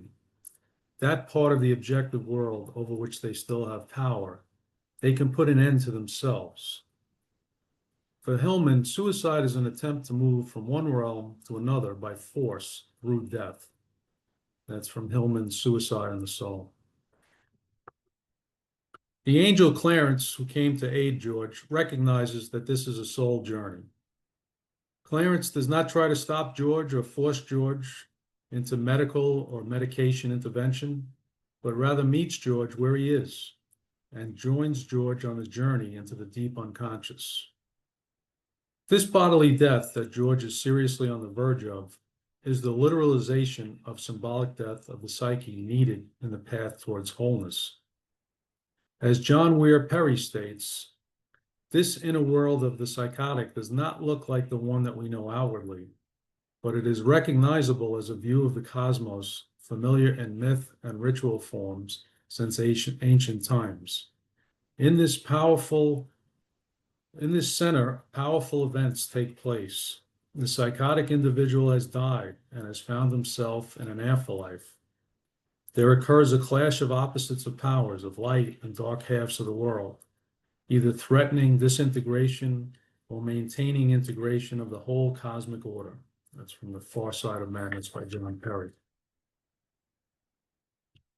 Clarence as the angel as either grace or a hallucination, as madness, or as another part of the psyche, or as Jung's Philemon or Joran Kaufmann's orientation to the field, provides the perfect guide for George as he struggles for his soul. Importantly, Clarence as an angelic guide provides another orientation for George's life. The angel Clarence takes the time to listen to George to find out what the problem is and understands it's the problem of his soul. When George says that it would have been better had he never been born, Clarence considers that request, and rather than fighting that internal state, joins George in that world where George has never been born.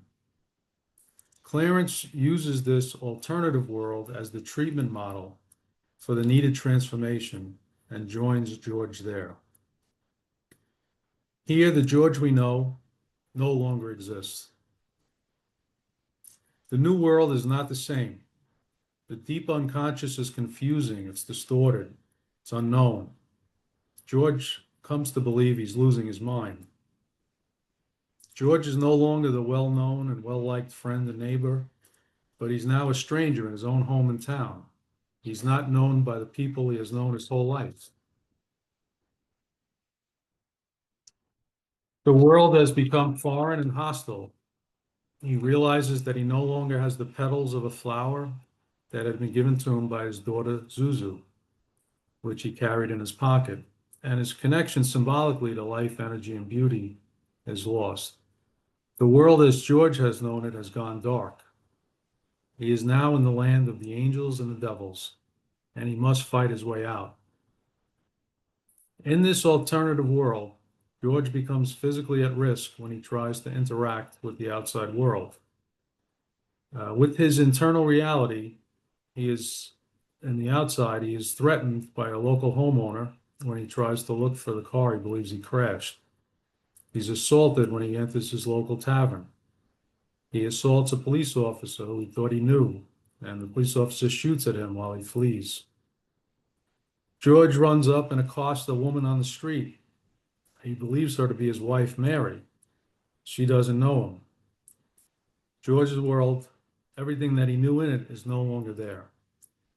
He is unable to connect to anyone, and others are unable to connect to him.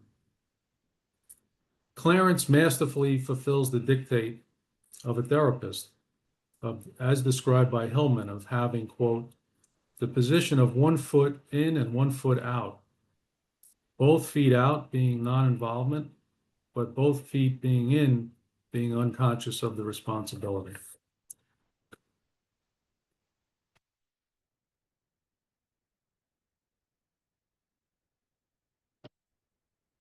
Here, Clarence is aware that George is in the abyss and that this is a necessary soul journey that requires transformation.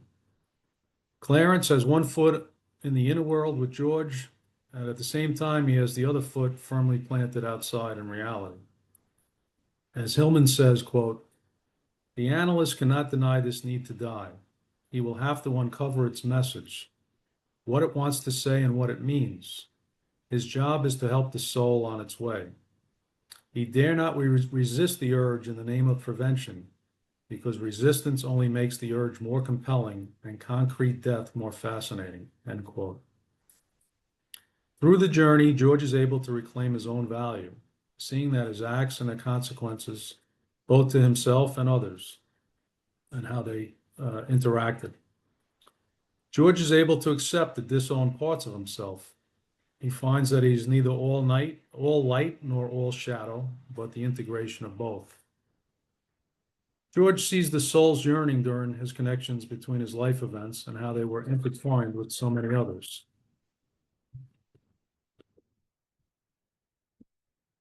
In the alternative world, George is shown what the cost was to his soul by his helping others and how he avoided terrible outcomes that would have happened to them and his town had he not made the decisions that he had. He realizes for the first time that without him saving his younger brother Harry, who fell through the ice, Harry would not be here to save an entire transport of men on a plane that was shot down. Whereas Harry saved all of them, it was only due to George saving Harry that could have occurred. George also sees that by him saving the pharmacist from poisoning the child by giving the wrong medicine, the tremendous cost that would have occurred, the child would have died, and Mr. Gower would have been sentenced to a long prison term, and upon his release would have become a derelict. But for George holding back on his personal desires, the town he lives in would have become a slum. His female friend Violet would have become a prostitute. The Martini family and many other families would never have been able to own their own homes or their own businesses, and they would have lived in slums controlled by the evil Potter. Mary, his wife, would have never married, and George's children would never have been born. Rather than being in the possession of the good son archetype, George learns that the grip of the archetype is untenable. Seeing his own personal sacrifices and the cost that they exacted on him, and integrating the effect those costs have had on his life, is the transformation for George. George no longer needs to be the selfless saint, but he can now be the more complete person who has given a lot and has also suffered a lot. And he realizes he's entitled to enjoy his life, warts and all, as James Hollis tells us in Swamplands of the Soul. Here, in the necessary reframing of his life, George sees the meaning of his past sacrifices and can reconcile the cost into his life. George sees that his life is inextricably bound with all the other lives. George can accept and grieve the loss of the projected means of excitement of travel and financial success, and realizes the true eros of his life, and his gifts were his wife, his children, his family, and his friends. George can now also be a full person, not just the one who takes care of everyone else. He can also allow them to take care of him. George goes from being the one who never asked anyone for help to the ending of having the largest celebration of the town, where there is an outpouring of love and support for him. It's George's ability to accept this love and help, which is the major transformation of George's psyche. George's soul is once again free, just as the ringing of the bells in the movie symbolizes the angel getting his wings. It also signifies George's success at becoming a more whole person. Love and life, as Marion Woodman says, are allowed now to flow. Masculine spirit and feminine love allows an inner life to exist. The two work together to restore the individual and also affect the collective, as we see how one man's life choices can affect so many others. As Jung observed in his Visions Notes of the seminar given in 1930, when you analyze one person, it has magic effects in the distance, even in people who are not immediately related to the patient. So too, here is a lesson for the world as it is coming out of a world war, and for many countries today as the same conditions still exist. If we continue with only seeing the need for an arms race, if we choose to project and not assimilate our own shadow contents individually or collectively, then without collective introspection of the full effects and cost of our actions, we are destined to repeat them. The demands of a collective possession can annihilate the individual. At the end of our movie, George passionately declares, "Clarence, Clarence, help me, Clarence, get me back. Get me back. I don't care what happens to me. Only get me back to my wife and kids. Help me, Clarence. Please, please, I want to live again." Having transformed his orientation to the archetype and being no longer controlled by it, George regains his footing and is ready to move forward in his life. George has a new consciousness, a new operating system. George has successfully navigated the journey. He has the same problems as before, but now he has a new outlook. He has renewed energy and he has the resilience to face them. George is whole, not perfect, but authentic. He's reconnected to the life force. He's pulled from despair back to hope and possibility. This movie has become a timeless treasure for those of us in the United States and many other places where we watch it at Christmas over and over. The movie resonates with us in our human condition and reaches deep down to our archetypal roots. We cheer on George in the struggle to break through the veils of consciousness that have been trapping him.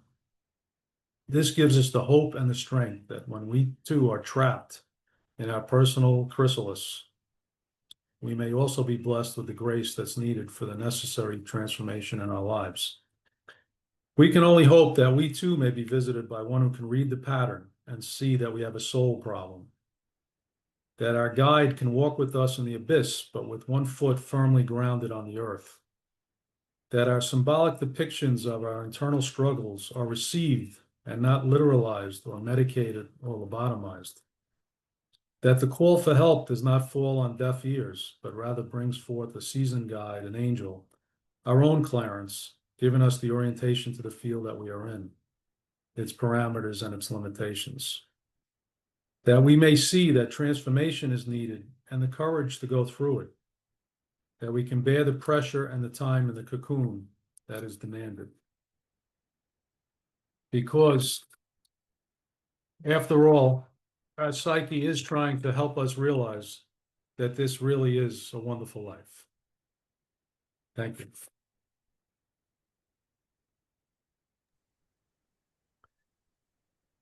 Whew, God.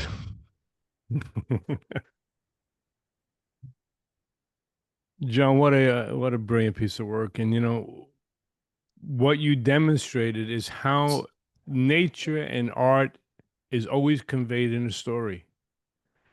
And what we do usually is we just take the literal story and we think about it and whatever. We watch a movie, we go home afterward, that was a great movie, and we don't think about it.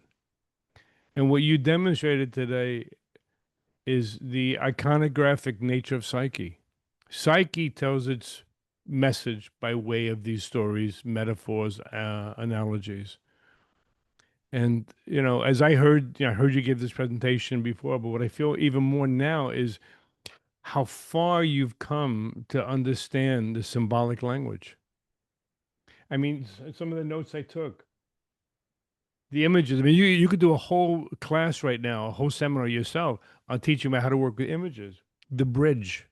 I mean, the image, that last bridge was, oh my God, it's hard. It's so powerful of being able to see where you were and where you could go. It's a bridge. The image of the angel. And as you talked about, say, Kaufman's comment, that Kaufman talked about the angel.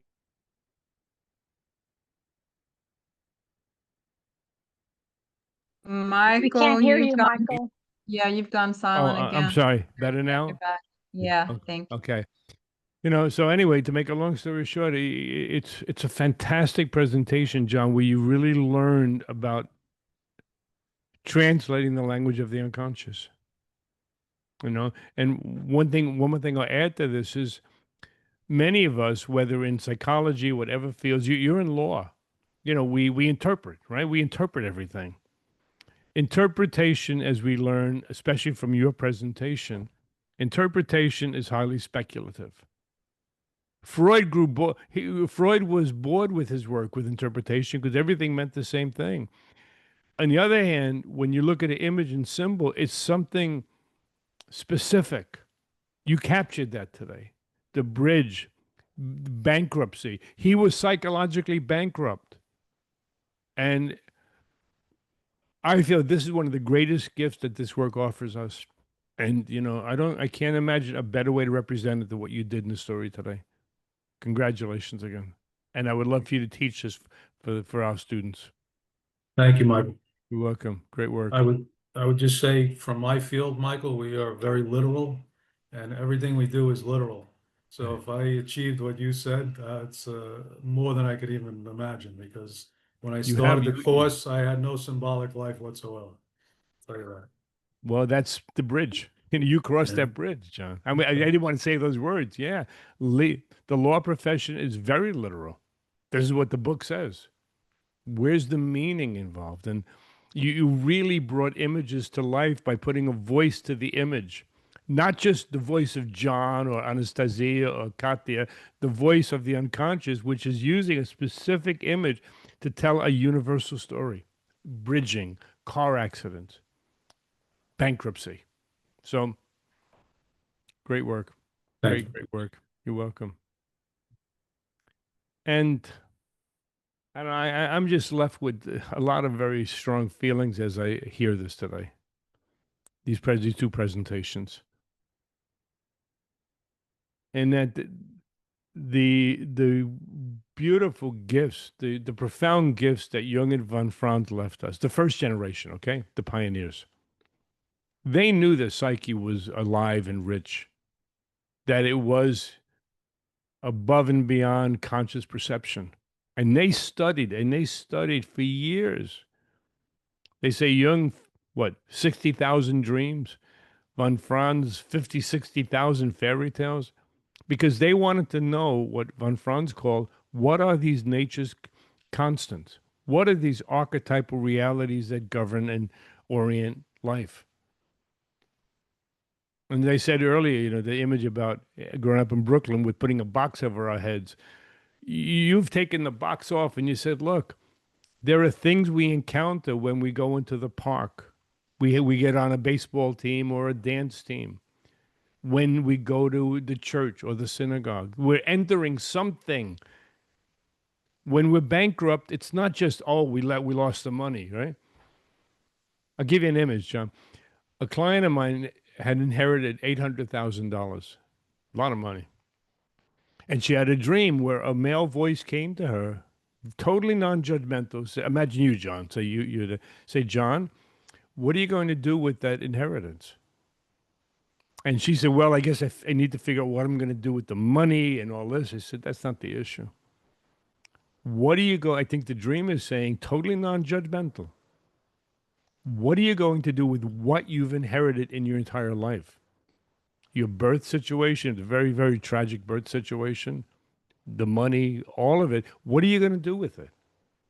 How do you convert that into a life and bring it into your life? And you did it. I mean, think about the image of bankrupt. I know I've said it 3 times, but it's so powerful that there are times in our life when we have this dark night of the soul where we feel bankrupt.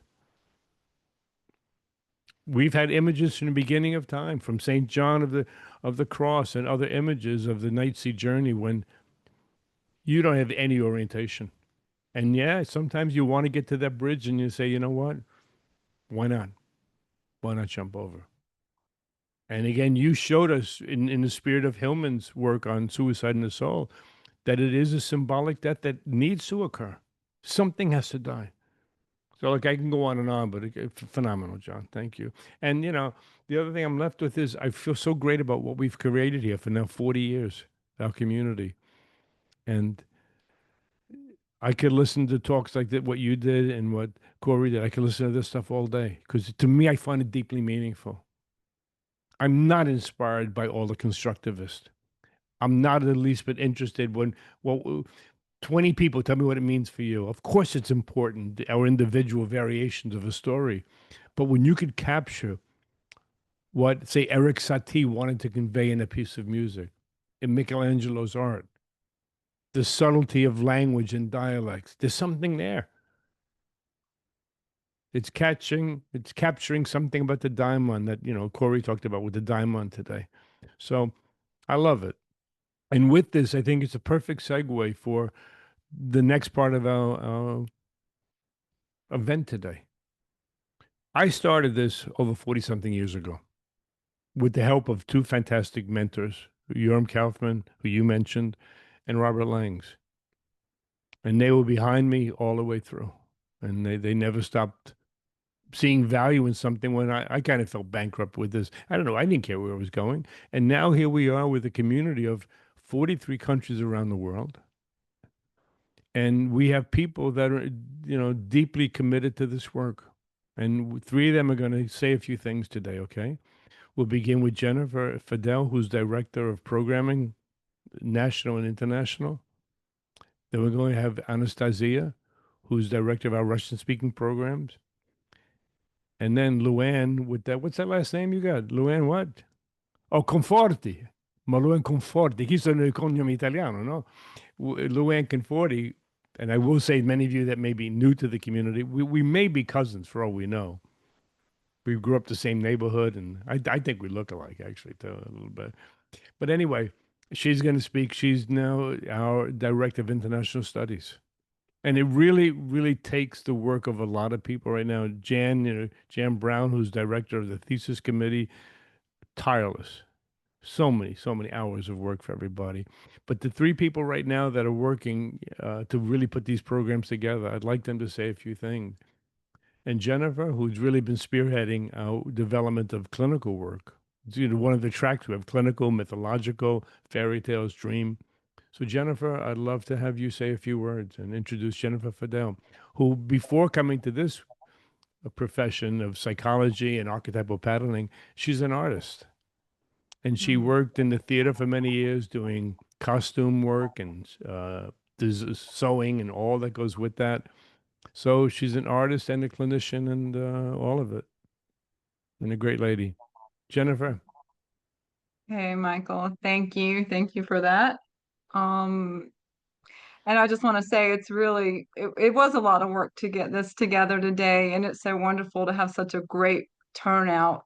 And John and Corey, both of you really deserved it. I was going to talk about the clinical work, but I want to take our clinical courses, but I want to take a minute first to talk about the APA. This, what you saw today was really a result of, it's a 2-year program, hard study, really learning the archetypal fields and psyche. And we do have another, we'll have a virtual APA conference, I think in October. That's going to be more student papers. And also there'll be a residency conference for the APA studies in February coming up in Florida next year. So there are more opportunities to hear these wonderful papers and really get hear what the students and all these people have really dedicated so much time to learning, how they've really put in their own studies. So just a great appreciation of that whole program. I want to talk a little bit today about clinical programs, and I think John, you really said it too, that or Michael said this about John and me, that the whole Assisi Institute, we've got people from all backgrounds, law, arts, just interested in writing, just interested in Jungian studies, dream work. So it's really a really open study for everyone. But we do have clinical programs that really are specific to our mental health workers. And I just wanted to say a few words about this, and that is the Assisi Institute. It's really been growing in its reputation as a place where the professionals in the mental health field can come and learn this art of the clinical practice. And the way it's taught, it's really based on this rich history of from the ancient Asclepian healers who worked with dreams to the rise of modern psychotherapy, starting with Freud and through the founding psychoanalysts of the Jungian theory. And then Michael mentioned his mentors, Kaufman and Langs. This is a really rich history of learning, and to learn how to interpret the psyche and the soul in dreams and fairy tales, and understanding the archetypes. And you can see this in a lot of the CC programs, like the APA I just mentioned, the dream programs and the fairy tale. But it's the clinical programs which specifically teach and support the professionals of the mental health field, the clinicians, the psychoanalysts, the social workers, the coaches, how to work with these types of traditions. Dr. Conforti refers to the practice of psychotherapy as a lost continent. And indeed, in a world where mental health has become an industry, most clinicians learn to do therapy by the standards of the insurance companies. And then there's pressures for quick resolutions, where TikTok videos and AI therapy are becoming a replacement for human connection. The real art of hearing the voice of psyche in the clinical practice really has lost its place.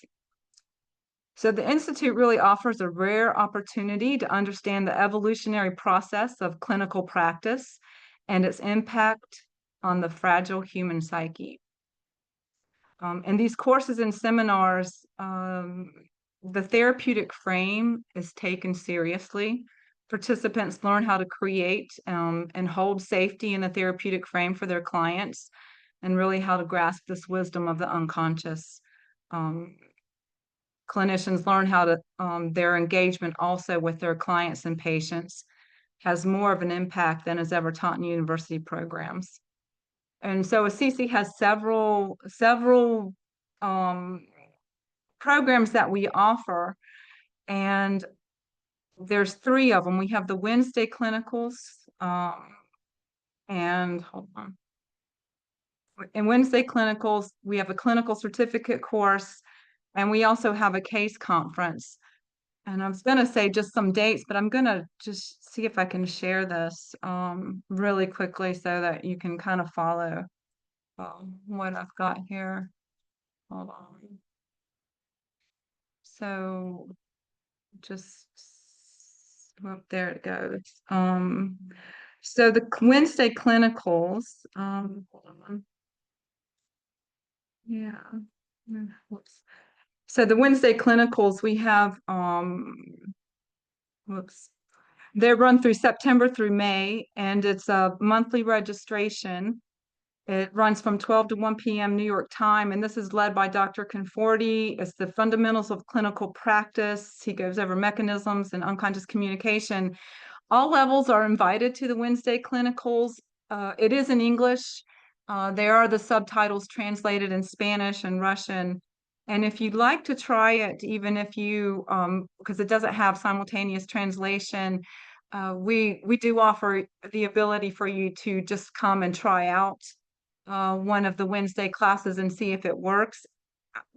Get in touch with Dr. Conforti or email Annette at the office, and she will, and we'll make sure that you can get a link to try it out.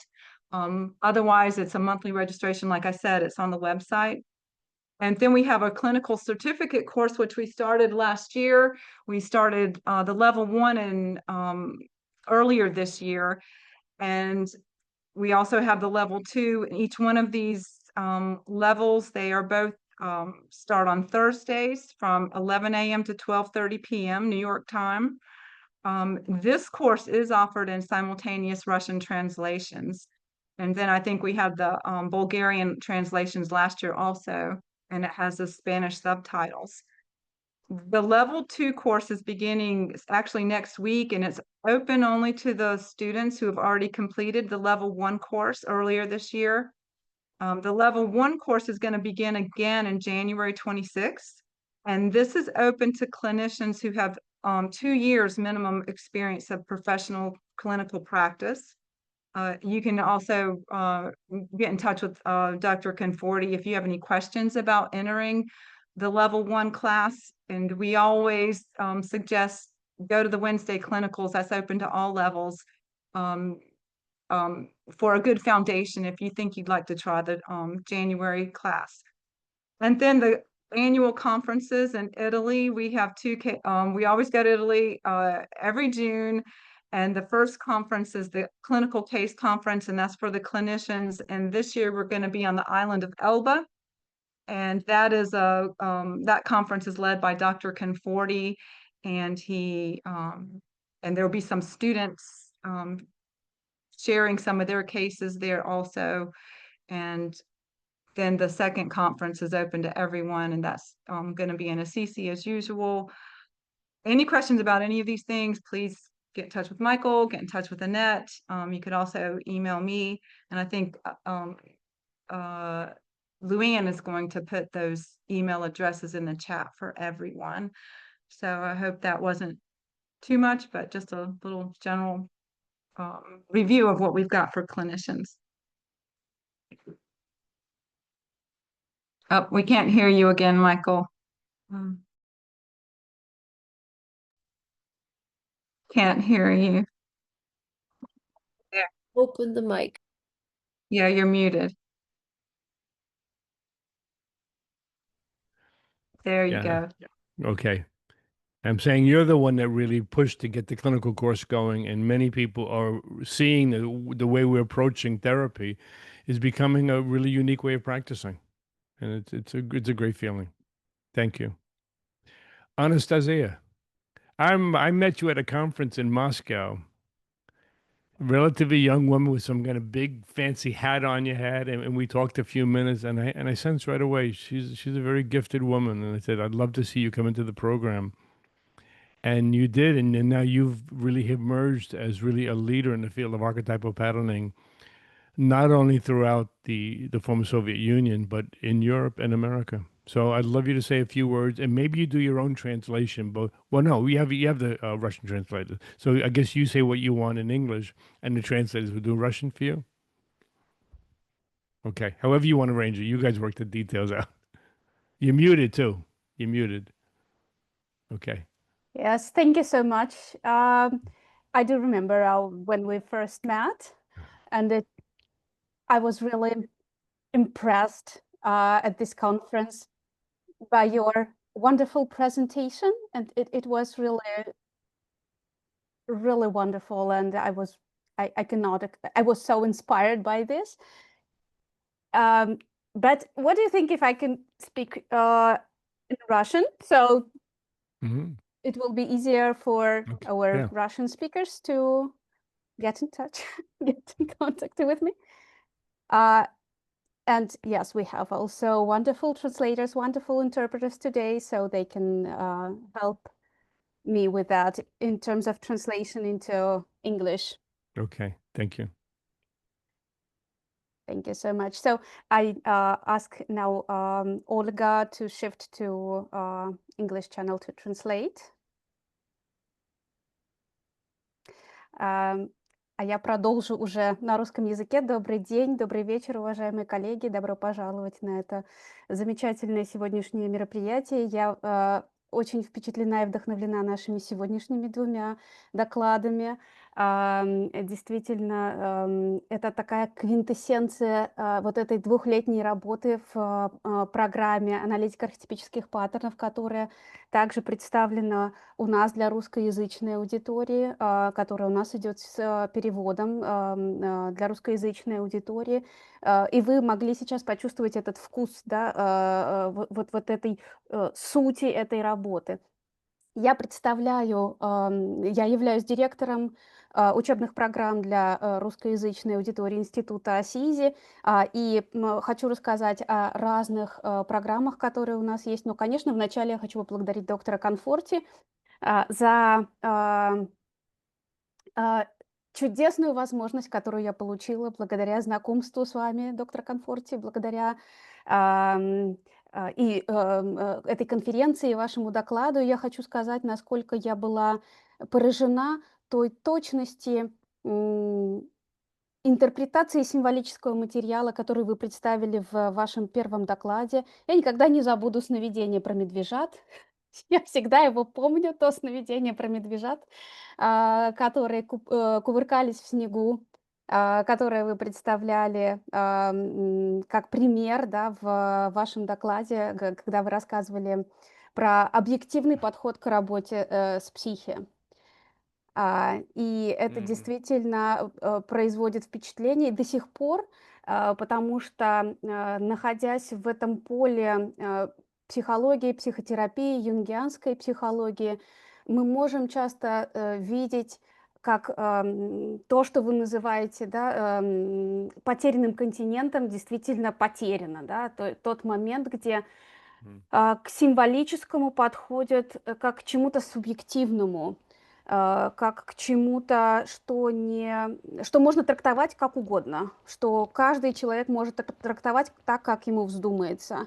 И здесь, будучи и психологом, психотерапевтом, и супервизируя определенные кейсы, можно увидеть, как мы действительно потеряли вот этот объективный подход к психе, который предложил нам Юнг, и который вы сохраняете. То есть благодаря вам мы можем действительно к нему прикоснуться и сохранить. Сейчас, к сожалению, я наблюдаю утрату этого подхода в том плане, что очень часто, например, сновидения, которые несут в себе негативный смысл, архетипически трактуются конструктивно и позитивно, да, потому что так хочется психотерапевту, да, например, вот он следует за своим комплексом, за голосом своего комплекса и трактует эти сновидения в пользу себя, я бы так сказала, да, и своей работы,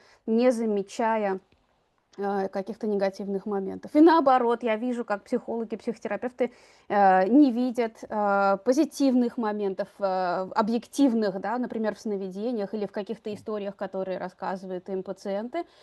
И именно благодаря вашей работе мы действительно можем вернуть или заново научиться, да, а кто-то впервые может научиться понимать этот утраченный голос психи, да, учиться слышать и учиться понимать этот утраченный язык, да, который мы теряем.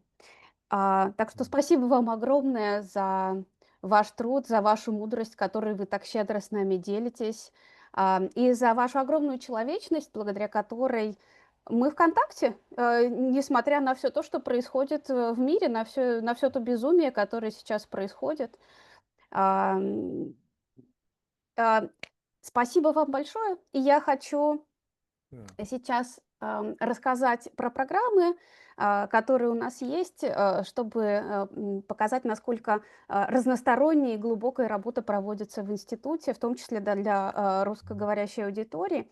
Во-первых, я размещу сейчас в чате ссылки на наши интернет-ресурсы, которые есть. Вы можете найти информацию о наших программах на страничке сайта.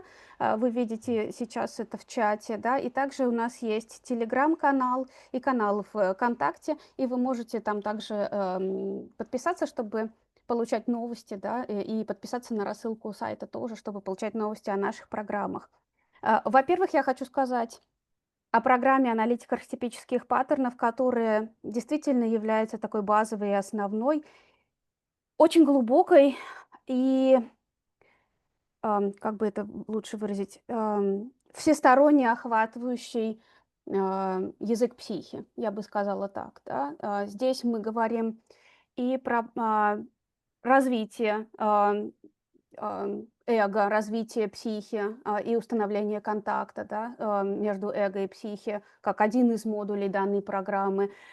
Здесь мы говорим и об изучении начальных условий, не только в жизни человека в целом, но и в терапевтических отношениях, да, какую информацию они дают нам, как мы можем влиять на эти начальные условия в терапии, например, да, для того, чтобы сделать терапию более успешной. Здесь мы говорим и о других моментах, да,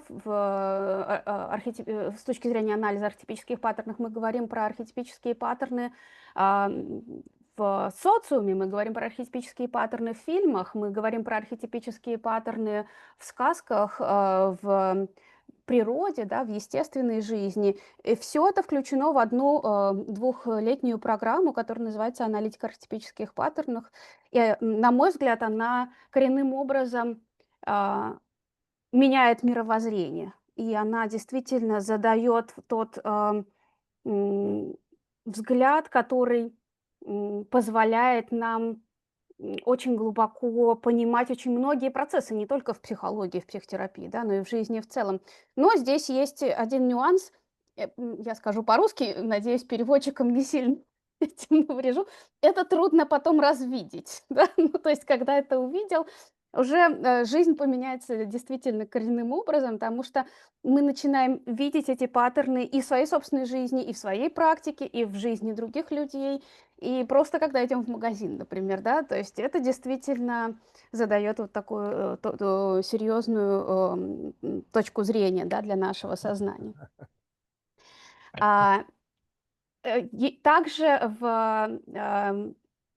у нас в институте, в том числе для русскоговорящей аудитории, есть программы, связанные с работами конкретно со сновидениями, например, да, где мы очень глубоко подходим к пониманию сновидений. И доктор Конфорти творит чудеса в анализе сновидений, когда, например, говорит: присылайте мне только сновидения и не присылайте мне никаких данных про пациента. Я не хочу ничего знать о пациенте. Да, и действительно расколдовывает сновидения, да, очень тонко и точно понимая, распознавая посредством сновидения, что происходит в терапии, какие травмы, возможно, пережил пациент, да, в своей жизни, и в том числе, что нужно делать терапевту, да, для того, чтобы этому пациенту помочь.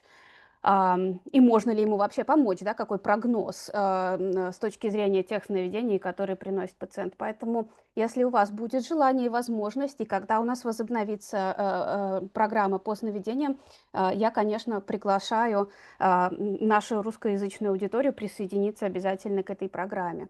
Другая часть работы связана с работой со сказками, и это отдельный вид искусства, интерпретация сказок в исполнении доктора Конфорти и преподавателя института Ассизи. Да, это действительно очень глубокая и обогащающая работа. И я никогда не слышала, чтобы кто-то предлагал читать сказки так, как это делает доктор Конфорти, строчка за строчкой, да, разгадывать и понимать архетипическую суть этой сказки или какой-то другой истории, нарратива и так далее. Поэтому я также вас приглашаю присоединяться и к программам по работе со сказками. И я немножко, забегая вперед, сообщу, что у нас планируется для русскоговорящей аудитории программа по работе со сказками в следующем году, где-то в середине января. Да? Поэтому, если у вас будет такое желание, пожалуйста, присоединяйтесь. Ну и, конечно же, практикоориентированные клинические курсы, о которых сейчас говорила Дженнифер.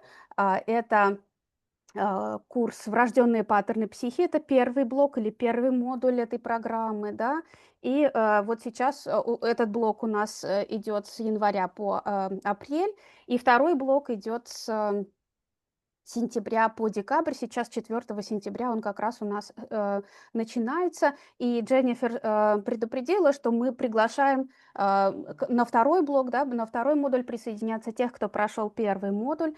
Что я могу сказать о себе, как человеке, который, наверное, почти во всех программах Института Ассизи поучаствовал, да, за свою жизнь. Я не могу переоценить вклад вот такого рода программ, которые готовит доктор Конфорти для нас, для своей практики. Я могу сказать, что моя практика продвинулась на кардинально другой уровень. Ну, я не буду говорить про квантовый скачок, это, конечно, наверное, будет слишком нескромно, но это действительно очень сильно меняет практику.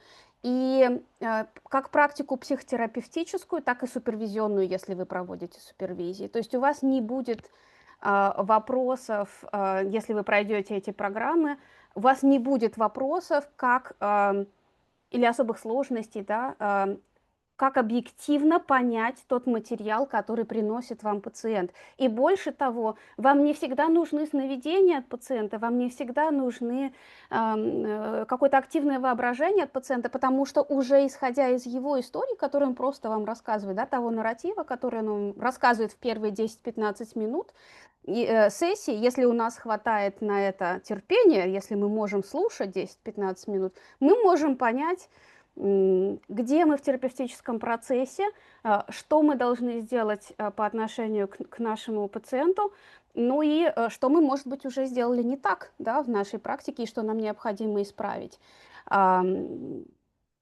Поэтому я просто еще раз могу за это поблагодарить доктора Комфорти. Здесь мы говорим про как раз вот этот практикоориентированный клинический курс, где мы в первую очередь учимся, во-первых, распознавать бессознательную коммуникацию, которая происходит между пациентом и терапевтом, слышать дериваты, да, производные бессознательного, и строить интерпретации. И это очень такой техничный, в хорошем смысле этого слова, курс, который действительно продвигает значительно нашу практику. Наверное, у нас также очень много разных других интересных программ проходит. Доктор Комфорти регулярно проводит различные дополнительные программы, связанные, например, с такими инициативами, как преступления против человечности, да, где мы с архетипической точки зрения понимаем события, которые происходят в мире. Ну, всего я не смогу рассказать сейчас, поэтому приглашаю всех желающих присоединиться к нашему сообществу, подписаться на наши новости и приходите к нам, будем очень рады. Спасибо.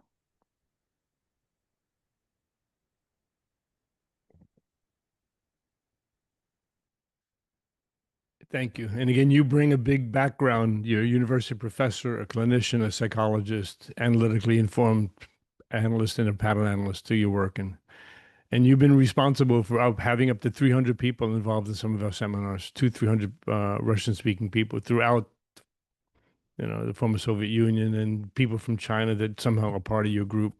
So thank you for all you've done. And I can say one thing. When I first began teaching in the Russian students, after about 4 months, I found I got in trouble. The people organizing the program said, we have a problem with your teaching, Dr. Conforti. I said, well, what is it?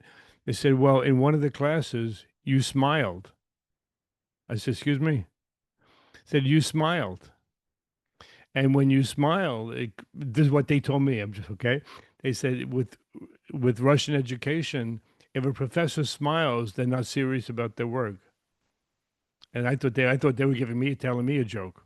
So anyway, it took about a year to get over that one. And I do smile, and we talk recipes. And of course, the work is all about pattern analysis, but it's with warmth too. So that took a while. So thank you. And with that, in terms of all the work you're doing in a fairy tale, Luann Conforti Brown is a director of international studies, and she kind of hit the ground running with this new position. And she's also a university professor for many years, a clinical social worker, a graduate of our program, and she's been lecturing quite a bit on the work on war traumas and the experiences that happen when you hit a wall, so to speak, when you can't go any further in your attitudes about life or whatever, and she's really highly regarded as a lecturer. And Luann, welcome. Thank you, Michael. You're welcome. So as the new director of the International Studies program, I've been reflecting on the meaning of this aspect of the Institute. And I realized that the international scope of Assisi is really part of the essential nature of the work itself. And you've heard it and seen it today. The students, the faculty, the presenters from all around the world. You've heard Michael say 43 countries that we are involved with. it's this diversity of voices that really enriches everything that we do. It allows us to see how archetypes are expressed through different mythologies and symbols, through different languages. And yet, through all the diversity, we always return to the universal, to the objective psyche. And that's the core. Our international community has allowed us to really hold a global conversation about the nature of the human soul. And in that conversation, psyche speaks to us in a richer, more nuanced way. And we can begin to see more of the whole because of our diversity and our collective humanity. So what the international programs, I've realized, what they've created is not just about education. It's really about connection. And we're building a global network of people who are committed to this work, which is the origin story of Jung and von Franz and Neumann. And as Michael would say, the confluence of matter and spirit. It's a soul conversation about soul work. We're in a world that feels very divided, very fragmented. And in that kind of a world, community like this is extremely meaningful and very important. So programmatically, the way that community happens, which has been unfolding today, has many faces. You've heard about the thriving Russian cohort that we have.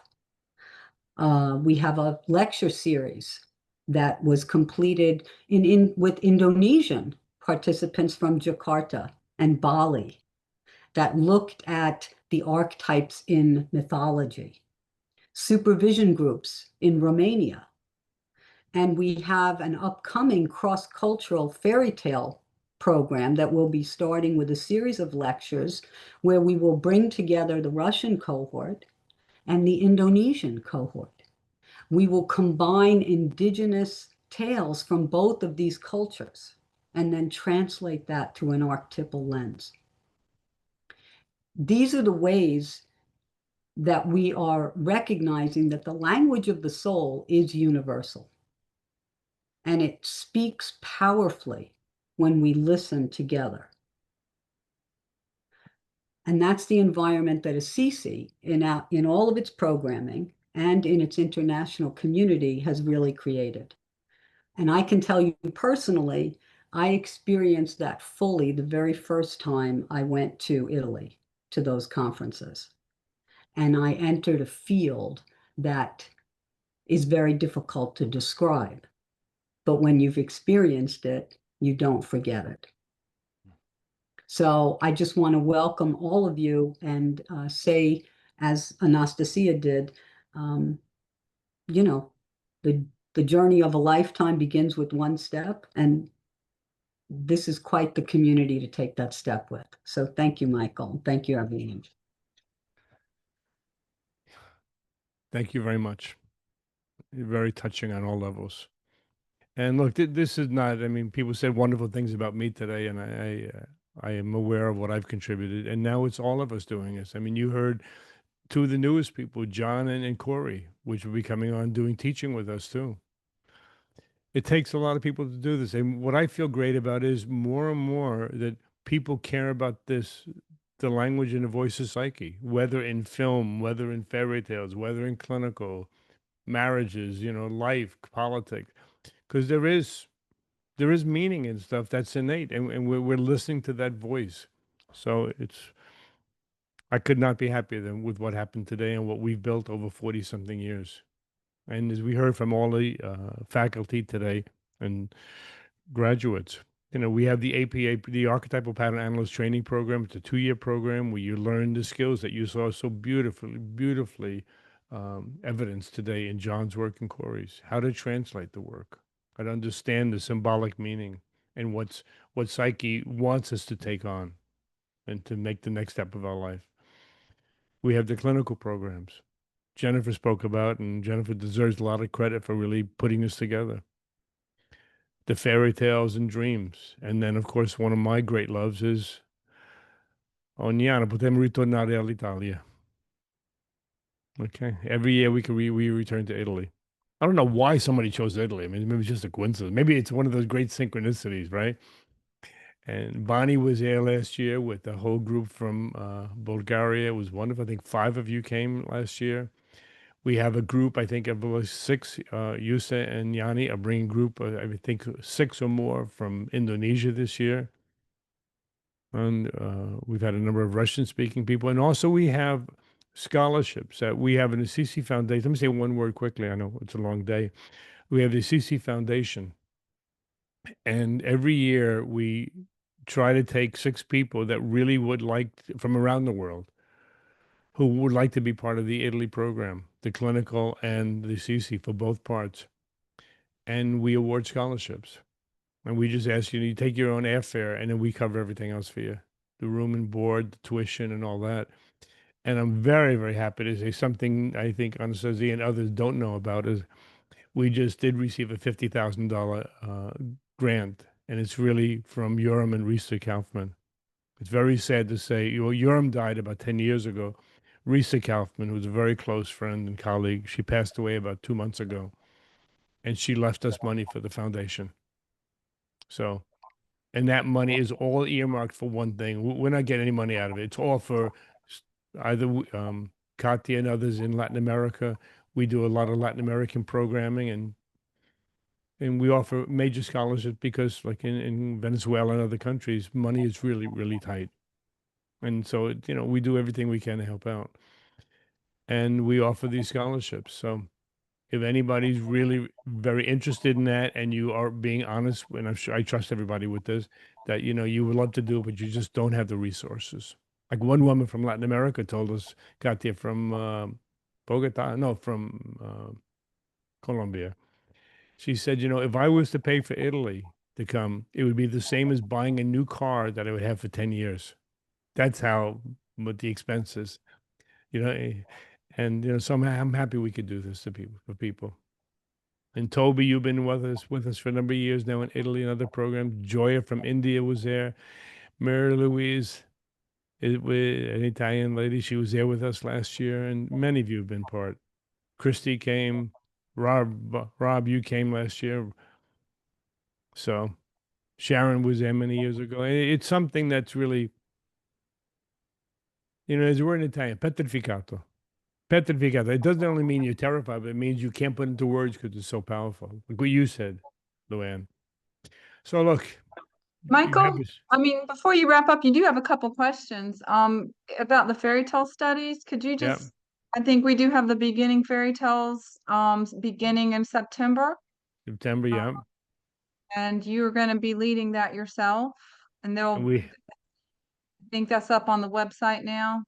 We have 5 other, I think 3 or 4 other faculty. I'll be teaching it. We have a new chair of fairy tale studies, Roseanne Christian, Dr. Roseanne Christian, who really has earned that position. She's fantastic with fairy tales. And she's really part of the Von Franz tradition. And Anastasia Ekaterina, am I saying it correctly? I believe is going to be giving one of the fairy tale presentations for us. Mm-hmm. Roseanne's doing one, and there's going to be one other faculty. I'm going to confirm that this weekend. Okay. Who's from India, the other faculty presenting an India myth. Could you also help us? We have a question about the order of which to take programs from the dreams, the fairy tales. And I think there was a question about the IAPP, but I believe, Jennifer, maybe you meant the APA program. Okay.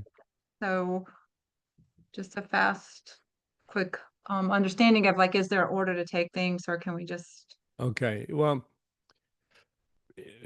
it's hard to say there's an order. I mean, some people begin with the archetypal pattern analyst program because that really is the so-called flagship of everything we do, where you really learn the work of patterning. You learn what generates patterns. You learn to read the symbolic expression of what the field of a wonderful possibility. There are images that capture that. Images that capture, don't go there.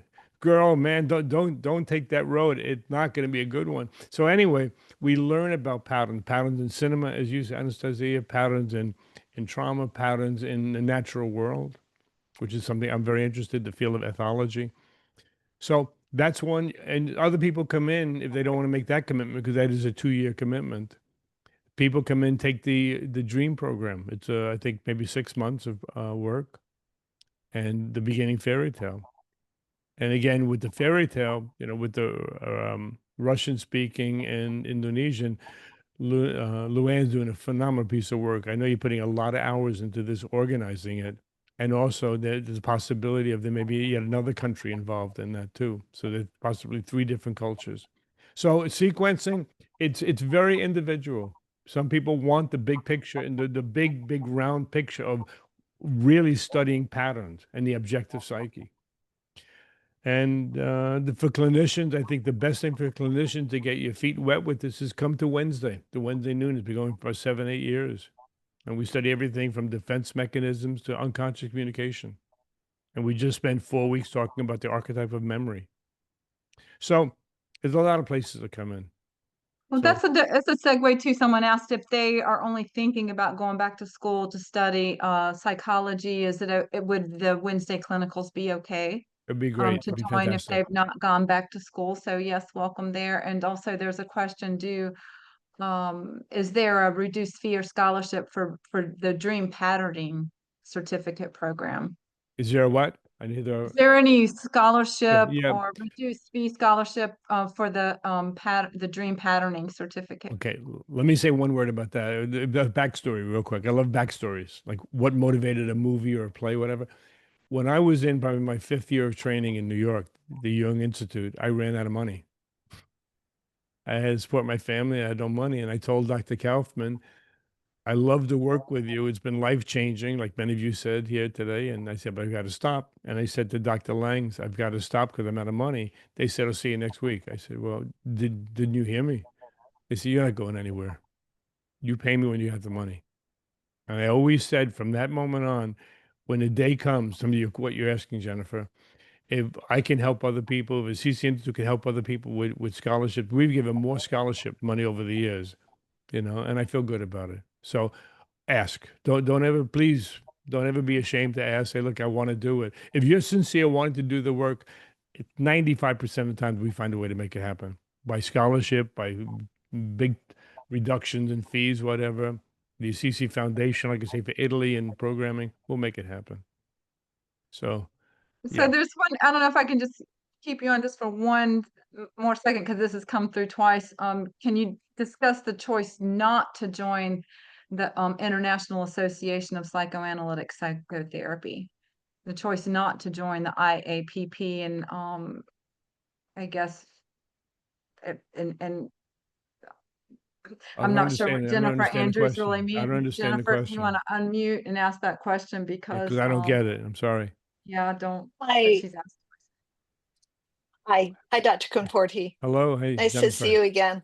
Hi.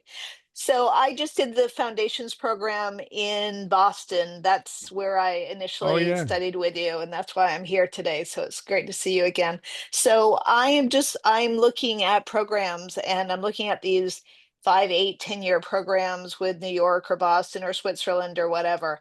And you're an alternative to that, and you're much more international alternative, and it's you. So it's super interesting and attractive. But I'm just wondering about, was that a conscious decision that you made to not become part of the IAPP and to have one of these more prolonged programs? Because it looks to me like much No. of what you're covering is the same.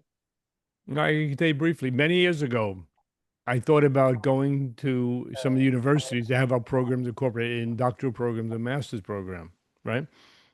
And I know that's not what you're asking, but I can get to your answer, I think. And I went to them and meetings with a couple of schools on the West Coast in particular, and said, we'd love to do it. We'd love to do it. But to people I know, and it's said, look, let's have a glass of wine afterwards and talk. They said, Mike, you're nuts. I said, what do you mean I'm nuts? If you get affiliation with us, you're going to lose all the freedom of what you have. We're going to be taking over a lot of your program. That's number one. And they said, thanks for the heads up. Thanks for the glass of wine too. I'll pay for the wine. And the other thing is, this is not an analytic training program. If you want to be an analyst, yes, Boston or New York or Zurich, whatever, yeah, this is the program, and it's becoming more and more a independent profession. Now, I'm not trying to move it as that, but people, I mean, look at John. He's come from being a lawyer. He's going to be teaching in this stuff with us. Whether you know it or not, John, by the way, you got to be doing more teaching with us. So it's becoming a real independent practice of people using this for psychotherapy or whatever, but it's not an analytic training program. That's the big difference. Now, I'm part of IAAP. I'm a certified Jungian analyst. I graduated from the C.G. Jung Institute in New York. I teach in New York actually beginning in October. It's a course, like I don't know, 21-hour course I'm teaching on this work, on the voice of psyche. I teach in Boston. So there's no bad riff. There's no blood. There's no bad blood or anything. I'm talking real New York Italian now, right? There's no bad blood or anything. It's just it's a different orientation. This is very specified.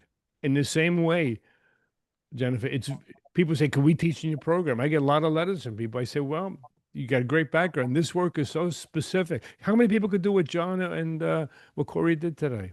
To really work with images in the way they did that bridge at the end, John. Come on.